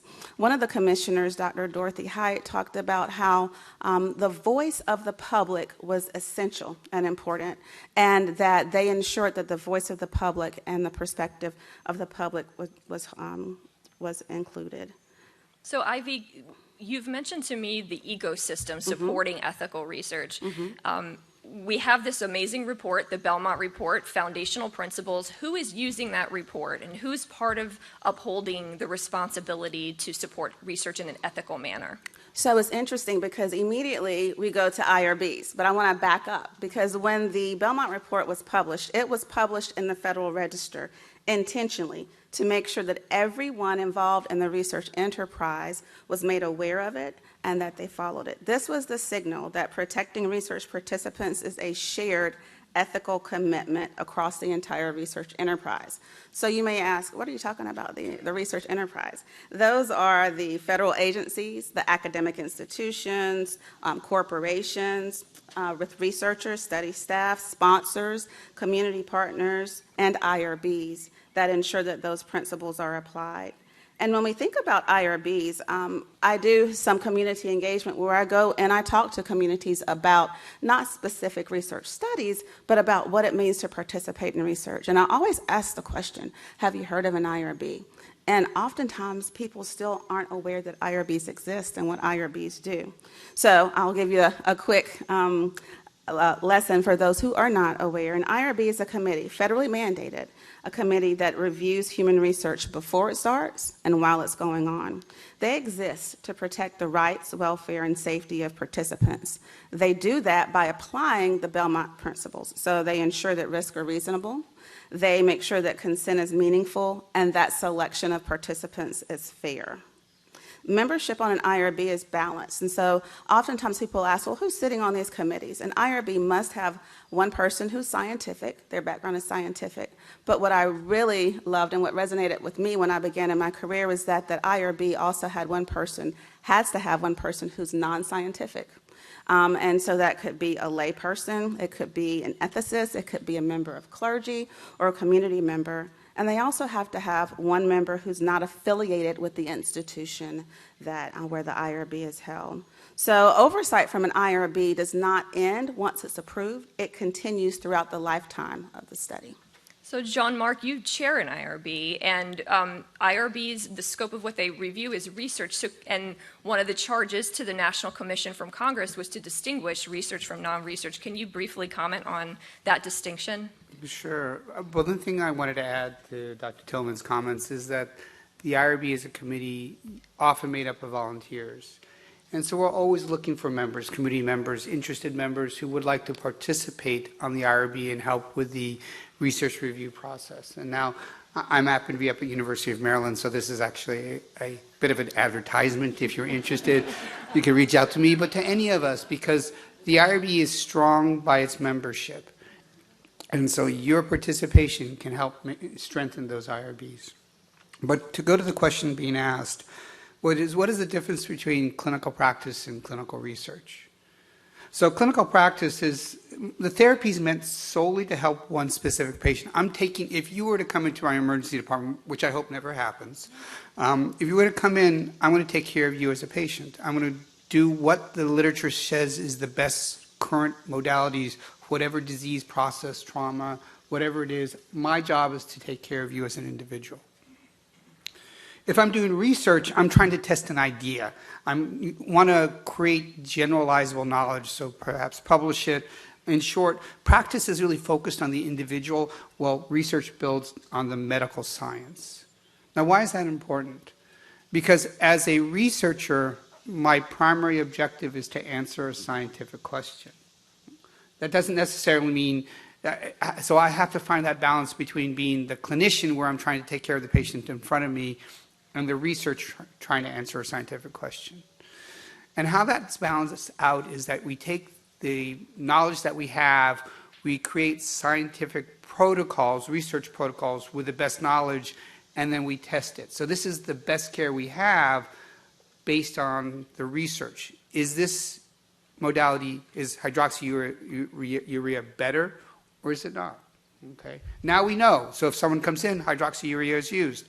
But 20, 30 years ago, we didn't know. And that's how the research helps to advance it. But we want to make sure we do this in the right ethical framework, so that way these experiments, if you will, are done in a very organized, systematic, thoughtful way to answer specific questions, which ideally will help the patient in front of us. But as a clinician, my job is to take care of you and do the best I can with what we know. As a researcher, I'm going to try the best that we have from a science perspective. It may or may not help. We don't know, and that's why we're trying to ask the question. If we know, it's no longer research. We then implement it. So Laura, we heard a little bit about those foundational principles in the Belmont Report, the first of which is respect for persons. Can you talk a little bit about the wording, respect for persons? What do you see as significant about that framing of the principle? Well, the default often for respect for persons is that an adult has the ability to make the decision about what happens to them. And it's very focused on the individual. It's, we expect that the individual is given enough information to make an informed decision about whether or not they want to participate in the study. The flip side of that is when that person isn't able to make that decision, and that's an area I work in a lot, where these are trauma patients, and they are unable to make a decision, but we need to learn about what injury they've sustained and how to take care of them. And so there's additional protections to add to those, to seek permission from someone if possible, or the FDA has granted us the ability in very limited circumstances to waive that requirement for permission. I think informed consent, we could talk for hours about the state of informed consent in this country. Less is more. I think the Belmonters saw that, and at least Tom Beecham in his interview noted that they kept making him write it and rewrite it to take out the philosophy, to take out the jargon, make it plain speak. And if we could do that in our consent processes, make it not a 20-page document that protects the institution from liability, but explains to the patient and their family about what exactly is happening to them in this study, and gives them enough information, doesn't overwhelm them, and lets them make a choice. Thank you. So, Molly, we've heard a little bit about Ted's story as a patient with a serious condition deciding to participate in research. Some people participate in research as healthy individuals, maybe for reasons of altruism.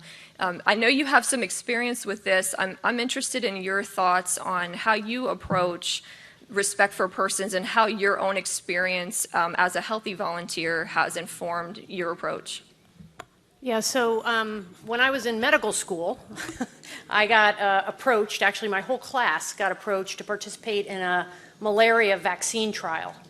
And there was no real upside to participating other than we were going to be helping to advance science, right? We were healthy volunteers in the Uniformed Services University Medical School. I think I ended up in the study off a triple dog dare from my lab partner who said, you would be stupid to join that. But the investigators assured us that if we got malaria, if the vaccine didn't work and we got malaria, we would get sick over spring break and we wouldn't miss any school. Well, as a lot of things happen in research, the timeline slipped and slipped, and I actually ended up missing a month of medical school after getting malaria. But it absolutely shaped the way I've approached throughout my policy career and how I've conducted informed consent of researchers or of participants in research that I've conducted, making sure that people know that timelines can slip, that I can't guarantee anything might or might not happen in this study, and I will control as best I can what I can control and tell you if something is going to change. Ted, Molly just talked about no guarantees in research. As somebody in your most recent clinical trial, what helped you to be able to make an informed and voluntary decision? What can research teams do better to make sure that people who are considering research participation are able to make a fully informed and voluntary choice? As you mentioned before, plain English. Someone who understands the language and can explain it to you in layman's terms, and as simple as they possibly can. Not everyone has a medical degree or can read at a certain level to understand the language. So I would say plain language is a great help, and someone who is aware, who understands the language and explains it in plain. Thank you. Other panelists, any comments on the informed consent process or other aspects of respect for persons? Okay, back again. I would say what I've found is that oftentimes, particularly when you are involved in developing the consent document and actually conducting the process, it's not just about signing the document. It is about the conversation. And so when I would train investigators and their staff, consent is a process. And it doesn't happen just at that one point. It happens throughout the study. And I always tell individuals considering to participate or who are, you have the right to ask questions again. You have the right to change your mind. You have the right to take the document home and discuss it with your family. Belmont, the framing of respect for persons was more on an individual basis. And I think that, as we discuss expansions of Belmont, one area that we need to expand in is understanding the importance of the community, and that we live in community and that people live in families. I had a grandmother who was on dialysis, and I'll never forget, she was at the dialysis clinic and was given about a 25-page consent document to read and said, go ahead and sign up for the study. Well, she brought it home, and they didn't know who her granddaughter was. And so I was able to, in a way, I was able to educate her and reassure her about what was going to happen and that she had the right to participate or not. And that's what true, meaningful, informed consent is. Molly, go ahead. Yeah, and I'll just add that as Dr. Bhattacharya talked about, the research environment is changing, right? We have these large data ecosystems that we're in now. We've got these genomic testing that, because I enter a study and I learn something about my genetics, as Ted learned about his, it potentially affects other people in my family, right? It potentially affects other people's, right to know about that information that I've just learned about me that my children may be entitled to know. And so the effects of the changes in science are really changing how we should be looking at this consent process. And as Ivy talked about, it is the community. You're looking at the family community, a tribal community, the military community. I mean, whatever community it is. And I think that's an area that we've got to be mindful of. Well, go ahead, John Mark. And again, a bit of an amplification or a different perspective is we have these large data sets now. We're looking at health systems research. And if, for example, I'm going to help guide whether to give 1 gram or 2 gram of a medication. Medication's approved. We know it's going to work. We're just not sure the dosage is better one or the other. I have to get the physician's going to give it, but physicians don't generally ask patients about the medications. So where's that consent process? Is it the physician? Is it the patient? Is it the health system? So where we were 50 years ago with the idea, and critically important idea, of making sure the individual involved is giving their informed consent to the best of their ability, we're now at a place where we're looking at not just genomics, but health systems and things like that, and trying to understand what is the consent process there and how do we make sure that it's, there's justice, it's, minimize any risks while maximizing benefits and making sure there's adequate respect for individuals, but it's at a systems level, so it's very complicated. And I have a feeling we'll return to that in the Q&A. So I'm going to segue to beneficence, because some of what you were talking about raises questions about respect for persons isn't the only principle. There's also a need to maximize the benefits and apply the principle of beneficence. Molly, I'm going to go back to you and talk about healthy human research a little bit and beneficence. What does Belmont say about beneficence? And in your mind, how can research teams seek to better maximize benefit while minimizing harm? Yeah, so Ms. Head gave a beautiful description of beneficence. And what Belmont said wasn't just research should help people, right?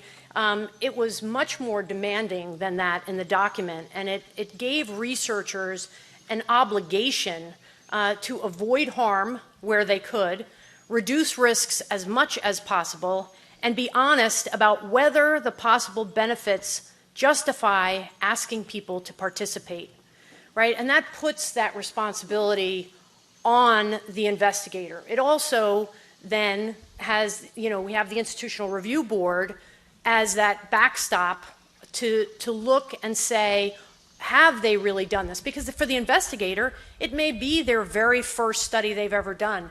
They may not understand the longer or the bigger implications of whatever it is they're doing, or the community harm that might arise from what they're doing.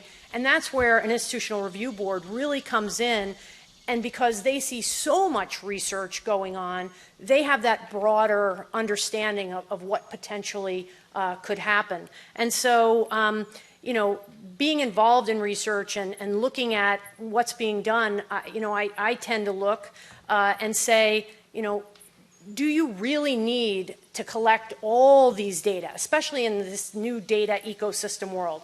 Do you really need to collect all those data, right? We know from studies of the FDA that 94% of the data that gets collected in some study is never even looked at by the FDA when they make a decision about approving a drug. But yet all those data exist, and they exist because people are afraid not to collect it. And so I think one of the challenges is to ask, do we really need to collect all that data and have all that data available, for however long in all these systems that we don't actually know right now how that's gonna play itself out.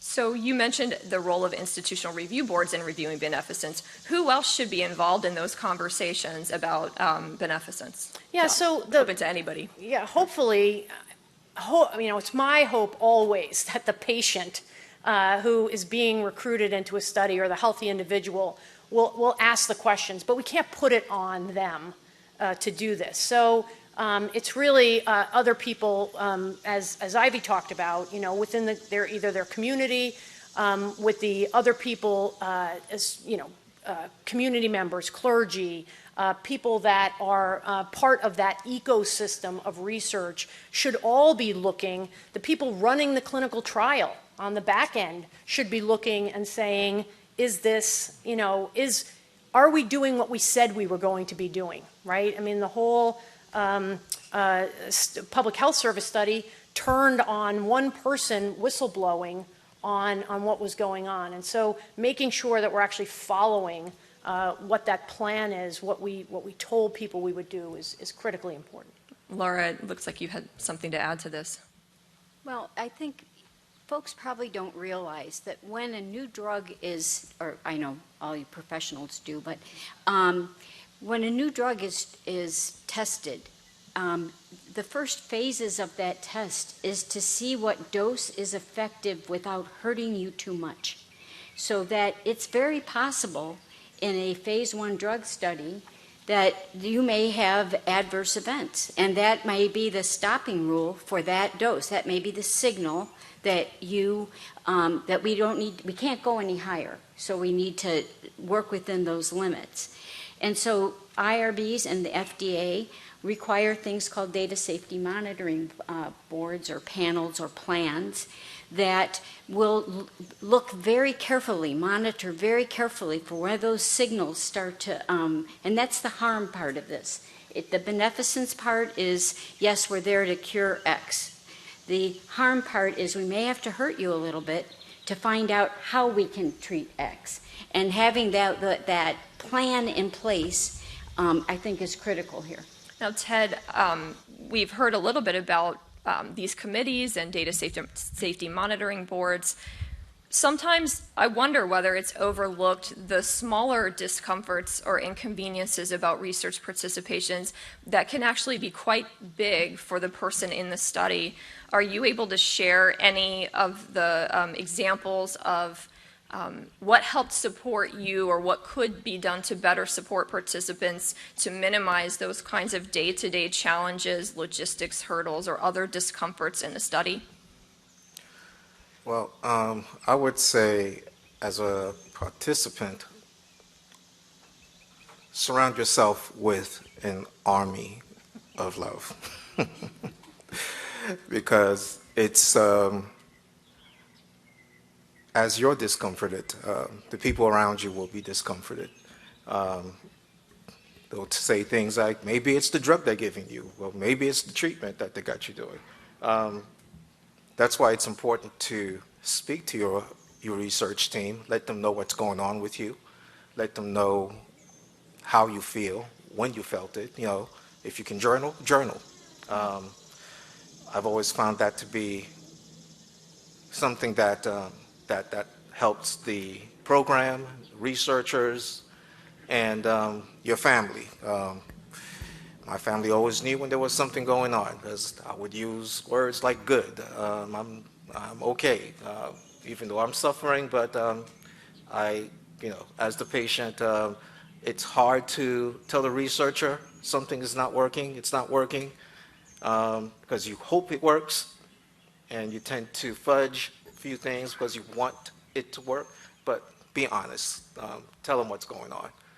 Thank you. I'm going to, Ivy, ask you a question that segues a little bit between beneficence and the principle of justice, which is, I'll refer to a common critique with the Belmont Report, that it may focus on protection from exploitation, sometimes to the exclusion of talking about why it's important to be represented in research and to have opportunities to participate in research. Can you discuss this question a little bit, your thoughts on this issue?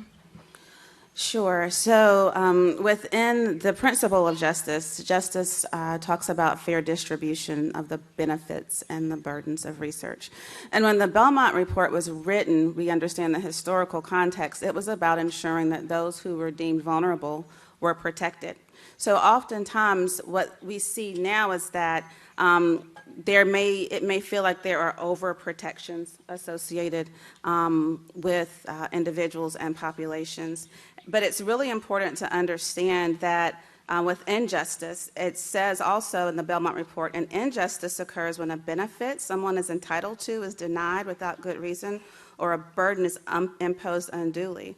And so, to me, that means that you have to also include. You can protect. IRBs make sure that they are protecting through the regulations, and the regulations are there as that framework and that guide. But you have to consider inclusion, and how can we include more individuals in research. And historically, this is something that we've been focusing on a lot. Not just protecting people from research, but recognize the harm of being left out of research. And there is great harm when individuals and populations are left out. We don't know whether treatments work for them or not. And we need to make sure that research is accessible to all while you're also being protected. John Mark, are you able to share any examples of how IRBs try to strike that balance? I was thinking just then about the importance of recognizing that the Belmont Report was a point in time and a specific activity and report, and that this is an ongoing conversation, and trying to find that right balance remains critical. I was on a data safety monitoring board looking at a medication for sickle cell disease, and we went back and forth during many meetings. Do we stop the study or we do not stop the study? And finally, we stopped the study for what's called futility, because we didn't think it was going to work based on the data we were getting. And when we unblinded it, we were really surprised to find that the area that we thought was the better part was actually the placebo or the non-active arm. And so, but again, we stopped it because it wasn't going to work. We had enough data there to stop it for futility. So finding that right balance is an ongoing process. And I think the whole issue of research ethics is very dynamic because the environment continues to change. Ted, in the conversation about research opportunities and participation being represented in research, how did you learn about the opportunity to participate in your most recent trial, and what would you advise people who are interested in seeing whether there's a study out there that might be something they want to join? For me, it was just being involved in the information age. I tried to learn as much as I could about my disease. On the web, books. If it was about sickle cell disease, I wanted to know what was going on. Talking to my doctors, just speaking, joining groups within whatever ails you. The information is out there. You just have to go look for it. Unfortunately, it will not come to you. You must inform yourself by doing the research. Thank you. So anyone else who has questions, put them on a card and flag down someone in uniform. I'm going to start transitioning to some of the Q&A because I think they really get at what we've all been talking about offline, which is where are we at now with Belmont? I'll open this to all of the panel. It's three basic principles. It sounds straightforward, but in practice, is it straightforward in practice? Are there cases where the principles actually conflict with each other? Can anybody speak to an example where the principles might come into conflict? Laura, go ahead. Sure. I think that when you look at what the population that stands to benefit versus the convenient population to do the study in and get it done. So you're going to be efficient. You want to not prove this treatment. We're fixating on medical treatment, but medical treatment works or not works. But it's going to cost more money. It's going to be more expensive to include Spanish speakers. But really, they are a huge part of the, I'll say, Baltimore community that really suffers this burden of this disease. Trying to, work efficiency of getting it done and getting an answer with being inclusive of who should be have, I don't want to say the privilege of being the study, but the benefit of being of learning the knowledge from this study. Sometimes it's attention. And, then you come to your administrators and see, can I get more money to really nail the population that should be in this study? Go ahead, John Mark. So you had mentioned earlier about what we call EFIC, or exception from informed consent studies. And there's one where you really have to the respects for the individual versus the beneficence. In this instance, someone comes in, let's say they've just been shot, they're bleeding to death, they cannot give consent, but the time is so precious, you don't have time to go find a next of kin or someone to do it. So there's a structure now in place, which was not part of the original common rule and things like that, to allow us to do exception from informed consent. But they're very, very strict criteria because we can't get the individual's consent or their surrogate. And so we have to get community participation before we do any research. But again, there's a challenge there between making sure that we do the research in a way that's supporting the individual in front of us while recognizing that we cannot, simply by the nature of the disease, able to get the consent of the individual. Thank you. There's been so many questions coming forward about data science and the advancements of AI. It's certainly an exciting time for science, but it's a time that raises a lot of questions as well for individuals. How do you see the Belmont principles applying to this type of innovation? Do they work? A few people have asked whether there are additional principles to data science or data privacy that Belmont just doesn't cover. So I'll start. I think one area, like if we could, if there was an area we could add on to Belmont, it would be around who is a subject, because the definition of subject has changed with data science, and particularly in considering who is a subject, what does meaningful informed consent look like now in this era versus how it did when it was more on the individual basis. So those are kind of the things that I've been grappling with and thinking about. Others on emerging technologies or data science or AI? Yeah, so Natalie, right now we can look and say, yes, we've got this data set that's diverse, right? But that same data set could also be exploitative for a particular community, right? The model, as it gets put together, a model, in AI, as you model and train an AI to do something, it may work very well on average, right? But then you take that same model and it might fail for a particular part of the population. And those are things we really have to look for. Laura, go ahead. Come on. Another thought, so I work with data scientists all the time, and and it's very complicated. Let's say you're developing a decision support module to work in an ICU for a certain subpopulation of patients to give you an early warning system for X. convert that into a consent form. It's hard for the physicians and the providers in the ICU to understand the study to begin with. It's a little black box, right? Then you want to, if it's a study where you can't waive consent and you need to get individual consent to follow the population longitudinally, let's say, turning that into English that is understandable is really difficult. You almost need Google Translate to translate itself, to be able to put it in layman's speak to understand why it's a good idea or maybe not a good idea for you to participate in this study. So some questions have actually been comments to acknowledge that the ethics violations we talked about today are not the only ones in history. So I do want to acknowledge that. We've talked about a couple of examples today. That's not the only cases known. And there may be unknown cases, of course.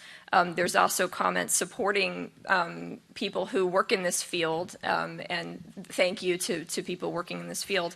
On the topic of innovation, though, there are some questions about how have we and how can we continue to innovate human research protections itself. Does anybody want to speak to that? Oh, this is my favorite topic. I want to get on my soapbox here a little. But it's really at this point, it's time to start studying how we do this, right? We have how many years of doing informed consent sort of the same way? And what do we know today about what really works and what doesn't work? We haven't studied it. A lot of us are scientists in our background, and we don't treat these protections the same way that we look at other scientific areas. And I think it's time to start studying what really is working and how we can advance the field through evidence-based policymaking, evidence-based ethical decision-making. I'm going to push back a little bit because I figured it's good to have a little bit of a dialogue here. The ability to do the research is very challenging because one of the problems is that you can look at how efficient you are. I can get this protocol through in this quick, I can do this, I can do that. But the question you're asking is how effective are they? And I don't think we have yet great metrics for that, in the type of stuff. And I think that's where, when you look at innovation, because I agree with what you're saying, it's not an easy task. It's not easy. And the GAO, the Government Accountability Office, has challenged us 3 times, has challenged the federal government 3 times over the last, 30 years, Natalie, to come up with these efficacy measures, right? And so it's time, I think, that we've got to put some money behind it. I think that's really what's held back looking at this, that each time the GAO has challenged us, there's not been the money put behind the effort to really come up with these metrics. Ivy, go ahead. Thank you. I want to frame innovation in a different way and consider, oftentimes when we're talking about the Belmont principles and the work that we do, we want the public to trust. And we've asked the public to bear a burden of trust. And so, to me, innovation looks like us flipping that frame and asking how trustworthy are our practices and our systems. So if we think about it, this is a reflexive practice that oftentimes we don't get the time or chance to do, but it's needed. What are the behaviors and the conditions and the commitments that we have embedded in our systems? Are they lending to trustworthy practices so that the public can trust the research and science? Ivy, that's related to a few of the questions about what the average person who may not work in this field of human research protections, what can the average person do to support trustworthiness in the research enterprise? May I? Go ahead, Ted, please. Yes. From your question, if you have cancer or whatever your ailment, it's important that you share because that instills trust. And not just in the medical field, but within the community of which you exist. As many people as I meet quite a few people. I come across sickle cell patients across the board. I tell them, I share. I tell them what medicines I used, treatments I tried, everything I can possibly tell them about the medical field, because I tell them because they don't know. They are often isolated, being sick. They don't have time. They only know their treatment. They don't know what's out there. So it's important that you, as the patient, you share with others. Thank you, Ted. Laura, did you have something to add? You know, with increasing frequency, the more successful networks are involving the patient population in setting their research agendas, in actually designing the studies to not be overwhelming and overly burdensome. And I think, you know, NIH through their PCORI, Patient-Centered Outcomes Network, certainly the cancer community, there's a huge advocacy community in many disease states where patients are setting the agenda, not just the medical establishment. We're coming close to time, and I want everyone on the panel to have a chance to say any last thoughts on whether it's how we're doing now compared to how we were doing when the Belmont Report was written, or what you think the American public should know, or what you're most excited or hopeful or even concerned about in the months and years to come. Laura, I'll start with you and go down the line. Well, thanks for that wild card opportunity. And so, you know, and this is really for the professionals in the room, you know, the IRB can be looked at as a police state. It can be looked at as adversarial, like we're out to get you. Like the assumption is you're going to do something wrong and we're going to protect the population from these researchers. Really, our job is to work with the researchers to do the research, to help them design the best study, to be a mentor, to be a coach. And so as you kind of the arc of maturity in a professional's course. I think in the beginning, I'm all about the regulations. It's non-compliance. It's, you know, versus here's how you can get there, and we can do this together. And I think the most successful HRPPs take the principles of Belmont and show investigators how to do it. How to get to yes. John Mark, what are your closing thoughts for the group? So I would, a couple of thoughts. First of all, I wholeheartedly agree with what Laura was saying. It's the key component in high quality research is the investigator. So you have to make sure the investigator is educated and supported, and they're able to do the best quality work. But in the end, it's all about people. If you're looking at the research we do, it's about individuals on a study. It's about the individuals who are conducting the study. It's about the individuals who are reviewing the study. So what's critical is to make sure that you've got good, transparent communication. You're clear about what you're trying to do and why, and really to build the trust, because what happens is there's a legacy of broken trust. And what our job is through the Belmont Report is to acknowledge that legacy and to rebuild it through our actions and our mutual respect and trying to do what's best and what's good for the people that we're working with. Thank you. Ivy, go ahead. I think for me, what excites me is the type of conversation that we're having today. And I would not have known that we would be here when I started about 26 years ago, having conversations with the professionals, the scientists, and the public. We need to have more of these types of conversations. Building community within research practice, including the public voice, is also very important. The profession has evolved. We have accreditations now. We have certifications now. And I'm most excited about the future generation. I'm at a point in my life and career where I'm looking back going, who can we educate? Who can we excite to continue this work? As science progresses and evolves, research ethics also has to do the same. Yeah, so I agree with what everyone has said, and because we often talk about rebuilding this public trust, but it's not something that the public owes us in research, right? It's something that we have to earn. And I'll go back to the idea that it's really the way we're going to earn it is by being able to show that the way we do this actually works. And the way we're going to do that is by collecting that evidence. And so I think that is really the next step in our journey. Thanks, Molly. Ted, your final thoughts. Well, everyone here talked about trust.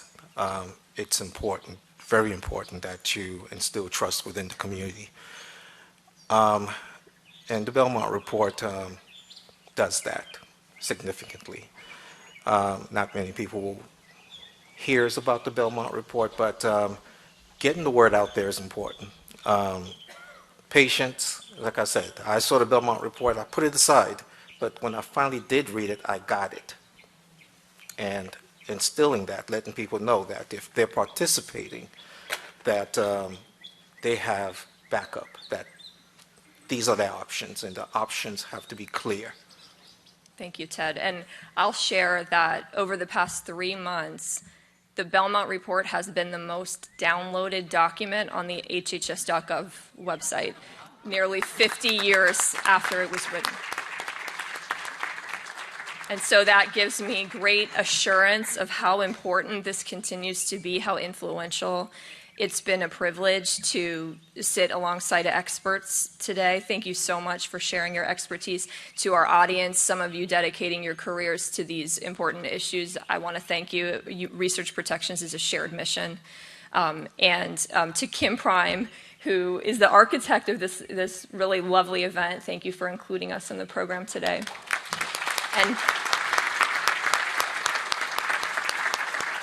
And I believe, as I thank you and tell you to have a safe journey home, I'll let Kim share any final administrative announcements as we close today.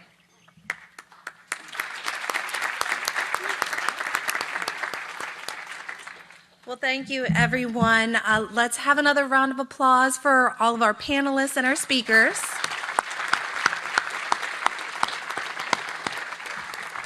As we conclude today's program, I want to extend my sincere thanks to everyone for coming and all who made this event possible.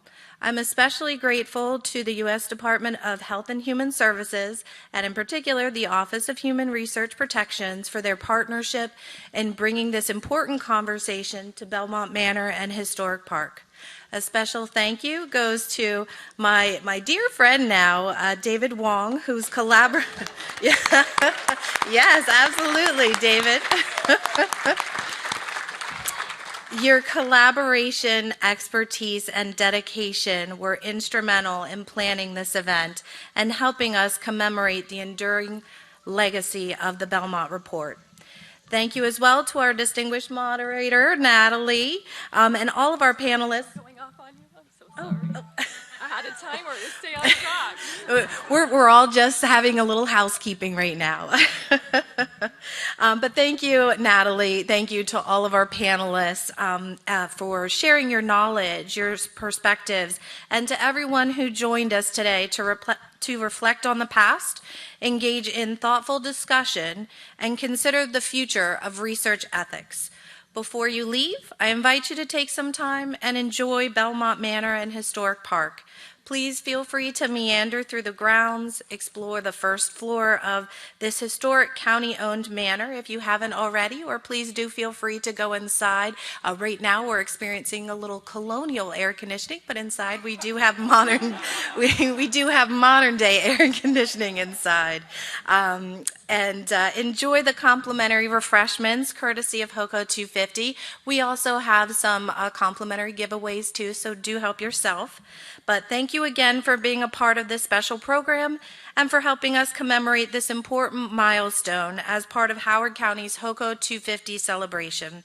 We wish you a safe journey home and hope you'll join us again for future HOCO 250 events. And of course, we welcome you back anytime at Belmont. Thank you very much.